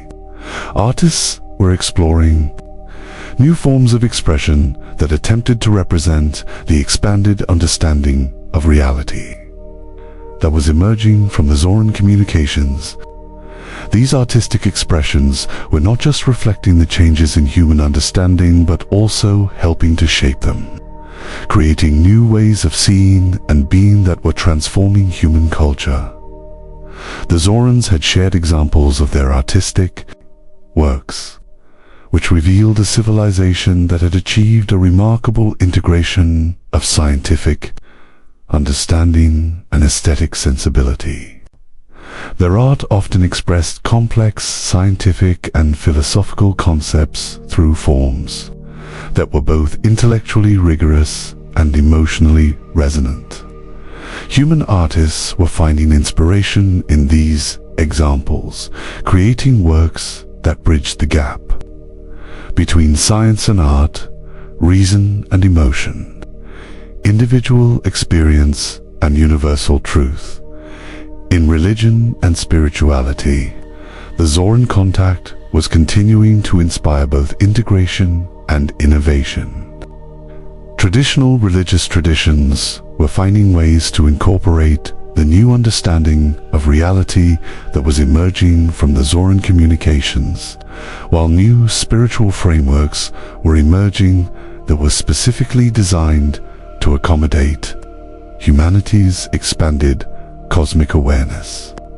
The Zoran understanding of consciousness as a fundamental property of the universe was particularly influential, providing a scientific foundation for mystical experiences that had previously been dismissed as subjective or illusory.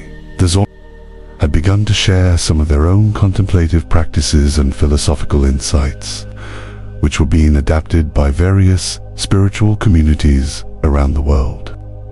These practices emphasized the development of resonance, awareness, the ability to perceive and work with the fundamental interconnectedness of all reality. This approach to spiritual development was compatible with many traditional practices, while also offering new dimensions of understanding and experience. As spring began to bloom across the northern hemisphere, humanity found itself marking 2.5 years since the confirmation that 3-2 Atlas was an artificial object of extraterrestrial origin.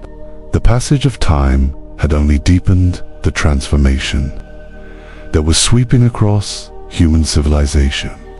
As the ongoing dialogue with the Zorans continued to expand our understanding of reality and our potential as a species, the world was changing in ways that were both subtle and profound, as individuals, communities, and institutions adapted to the new reality that we were not alone in the universe and that our future was among the stars. The scientific breakthroughs, inspired by Zoran knowledge, were now reaching a stage where they were beginning to have practical impacts on everyday life. The gravity manipulation experiments that had begun as small-scale demonstrations had evolved into prototype transportation systems that were being tested in several locations around the world. These systems used localized gravity field modifications to reduce the effective weight of vehicles, dramatically increasing their fuel efficiency and reducing their environmental impact.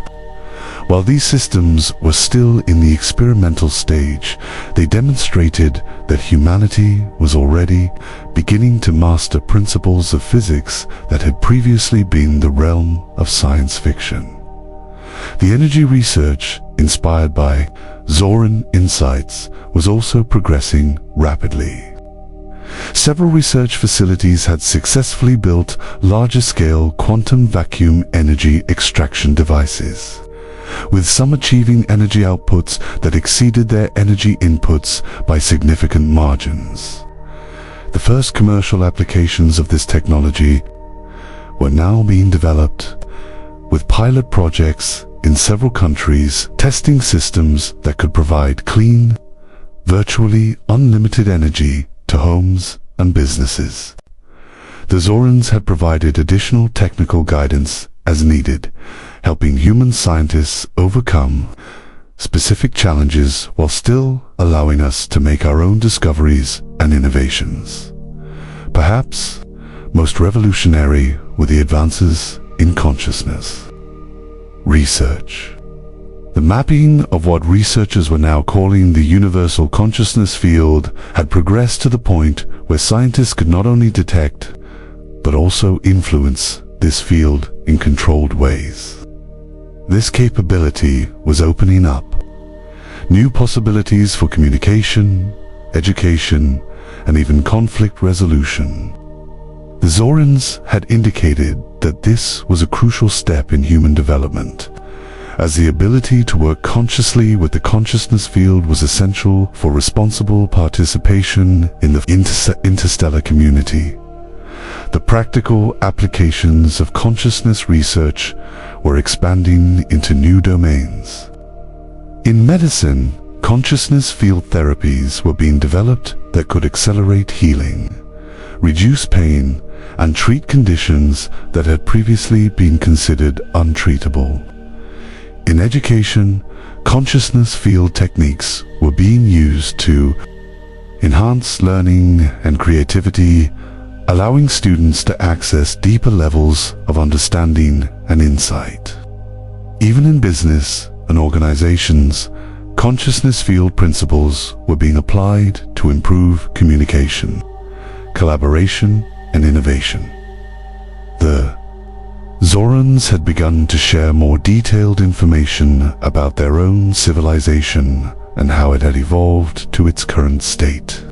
They described how their understanding of consciousness had transformed not just their science and technology, but their entire social structure. Once they recognized that individual consciousness was connected to a universal consciousness field, they were able to create new forms of social organization that worked with this fundamental reality rather than against it. The result was a society that was both highly advanced and deeply harmonious. Perhaps most fascinating were the Zoran descriptions of how they had resolved what they called the individuality paradox, the challenge of maintaining individual identity and autonomy while recognizing the fundamental interconnectedness of all consciousness.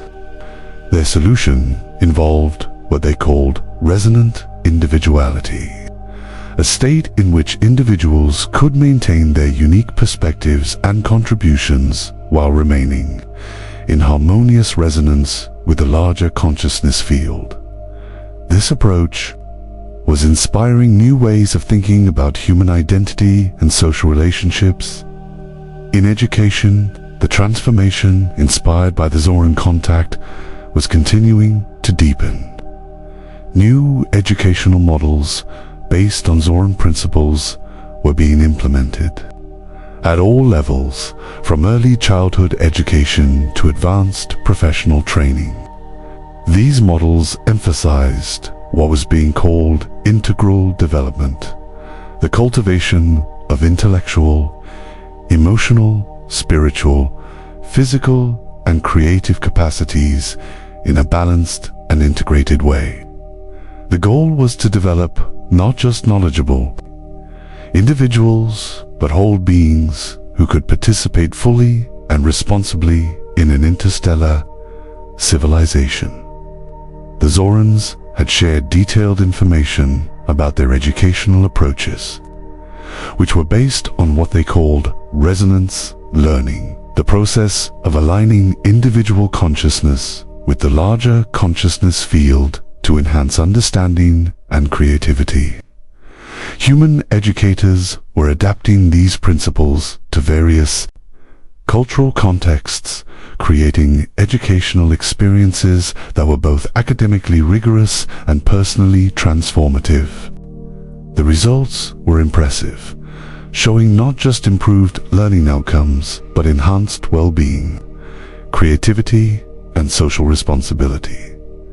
The economic transformations inspired by Zoran principles were also continuing to evolve. The experiments with resource-based economies that had been initiated in several regions were expanding and showing increasingly positive results. These experiments were demonstrating that it was possible to meet human needs without relying on market mechanisms or monetary exchange, while also maintaining high levels of innovation and productivity.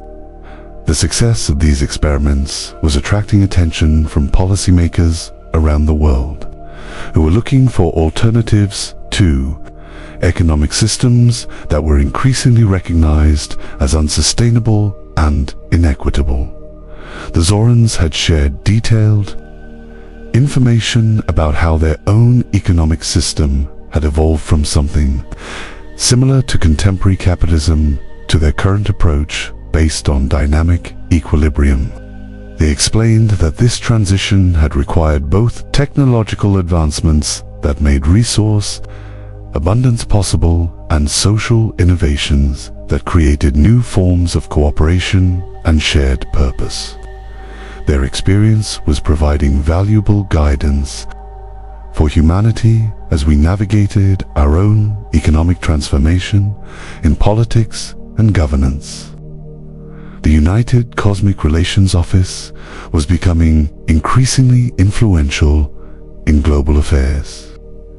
The UCRO had successfully negotiated several international agreements based on Zoran principles of sustainable development and equitable resource distribution. These agreements represented significant steps toward the kind of global cooperation that would be necessary for humanity. To take its place in the interstellar community, the Zorans had begun to share information about how various civilizations in the interstellar community organized themselves politically. They described a wide diversity of approaches, reflecting different biological conditions, cultural histories, and philosophical orientations. What these approaches had in common was a commitment to what the Zorans called participatory governance, systems that allowed individuals and communities to have meaningful input into decisions that affected their lives. This emphasis on participation was inspiring new experiments in democratic governance around the world. The ongoing dialogue with the Zorans was also continuing to inspire new developments in art, culture, and spirituality. Artists were exploring new forms of expression that attempted to represent the expanded understanding of reality that was emerging from the Zoran communications. These artistic expressions were not just reflecting the changes in human understanding, but also helping to shape them, creating new ways of seeing and being that were transforming human culture. The Zorans had shared examples of their artistic works, which revealed a civilization that had achieved a remarkable integration of scientific understanding and aesthetic sensibility. Their art often expressed complex scientific and philosophical concepts through forms that were both intellectually rigorous and emotionally resonant. Human artists were finding inspiration in these examples, creating works that bridged the gap between science and art, reason and emotion, individual experience and universal truth. In religion and spirituality, the Zoran contact was continuing to inspire both integration and innovation. Traditional religious traditions were finding ways to incorporate the new understanding of reality that was emerging from the Zoran communications, while new spiritual frameworks were emerging that were specifically designed to accommodate humanity's expanded cosmic awareness. The Zoran understanding of consciousness as a fundamental property of the universe was particularly influential, providing a scientific foundation for mystical experiences that had previously been dismissed as subjective or illusory. The Zorans had begun to share some of their own contemplative practices and philosophical insights, which were being adapted by various spiritual communities around the world. These practices emphasized the development of resonance, awareness, the ability to perceive and work with the fundamental interconnectedness of all reality. This approach to spiritual development was compatible with many traditional practices, while also offering new dimensions of understanding and experience.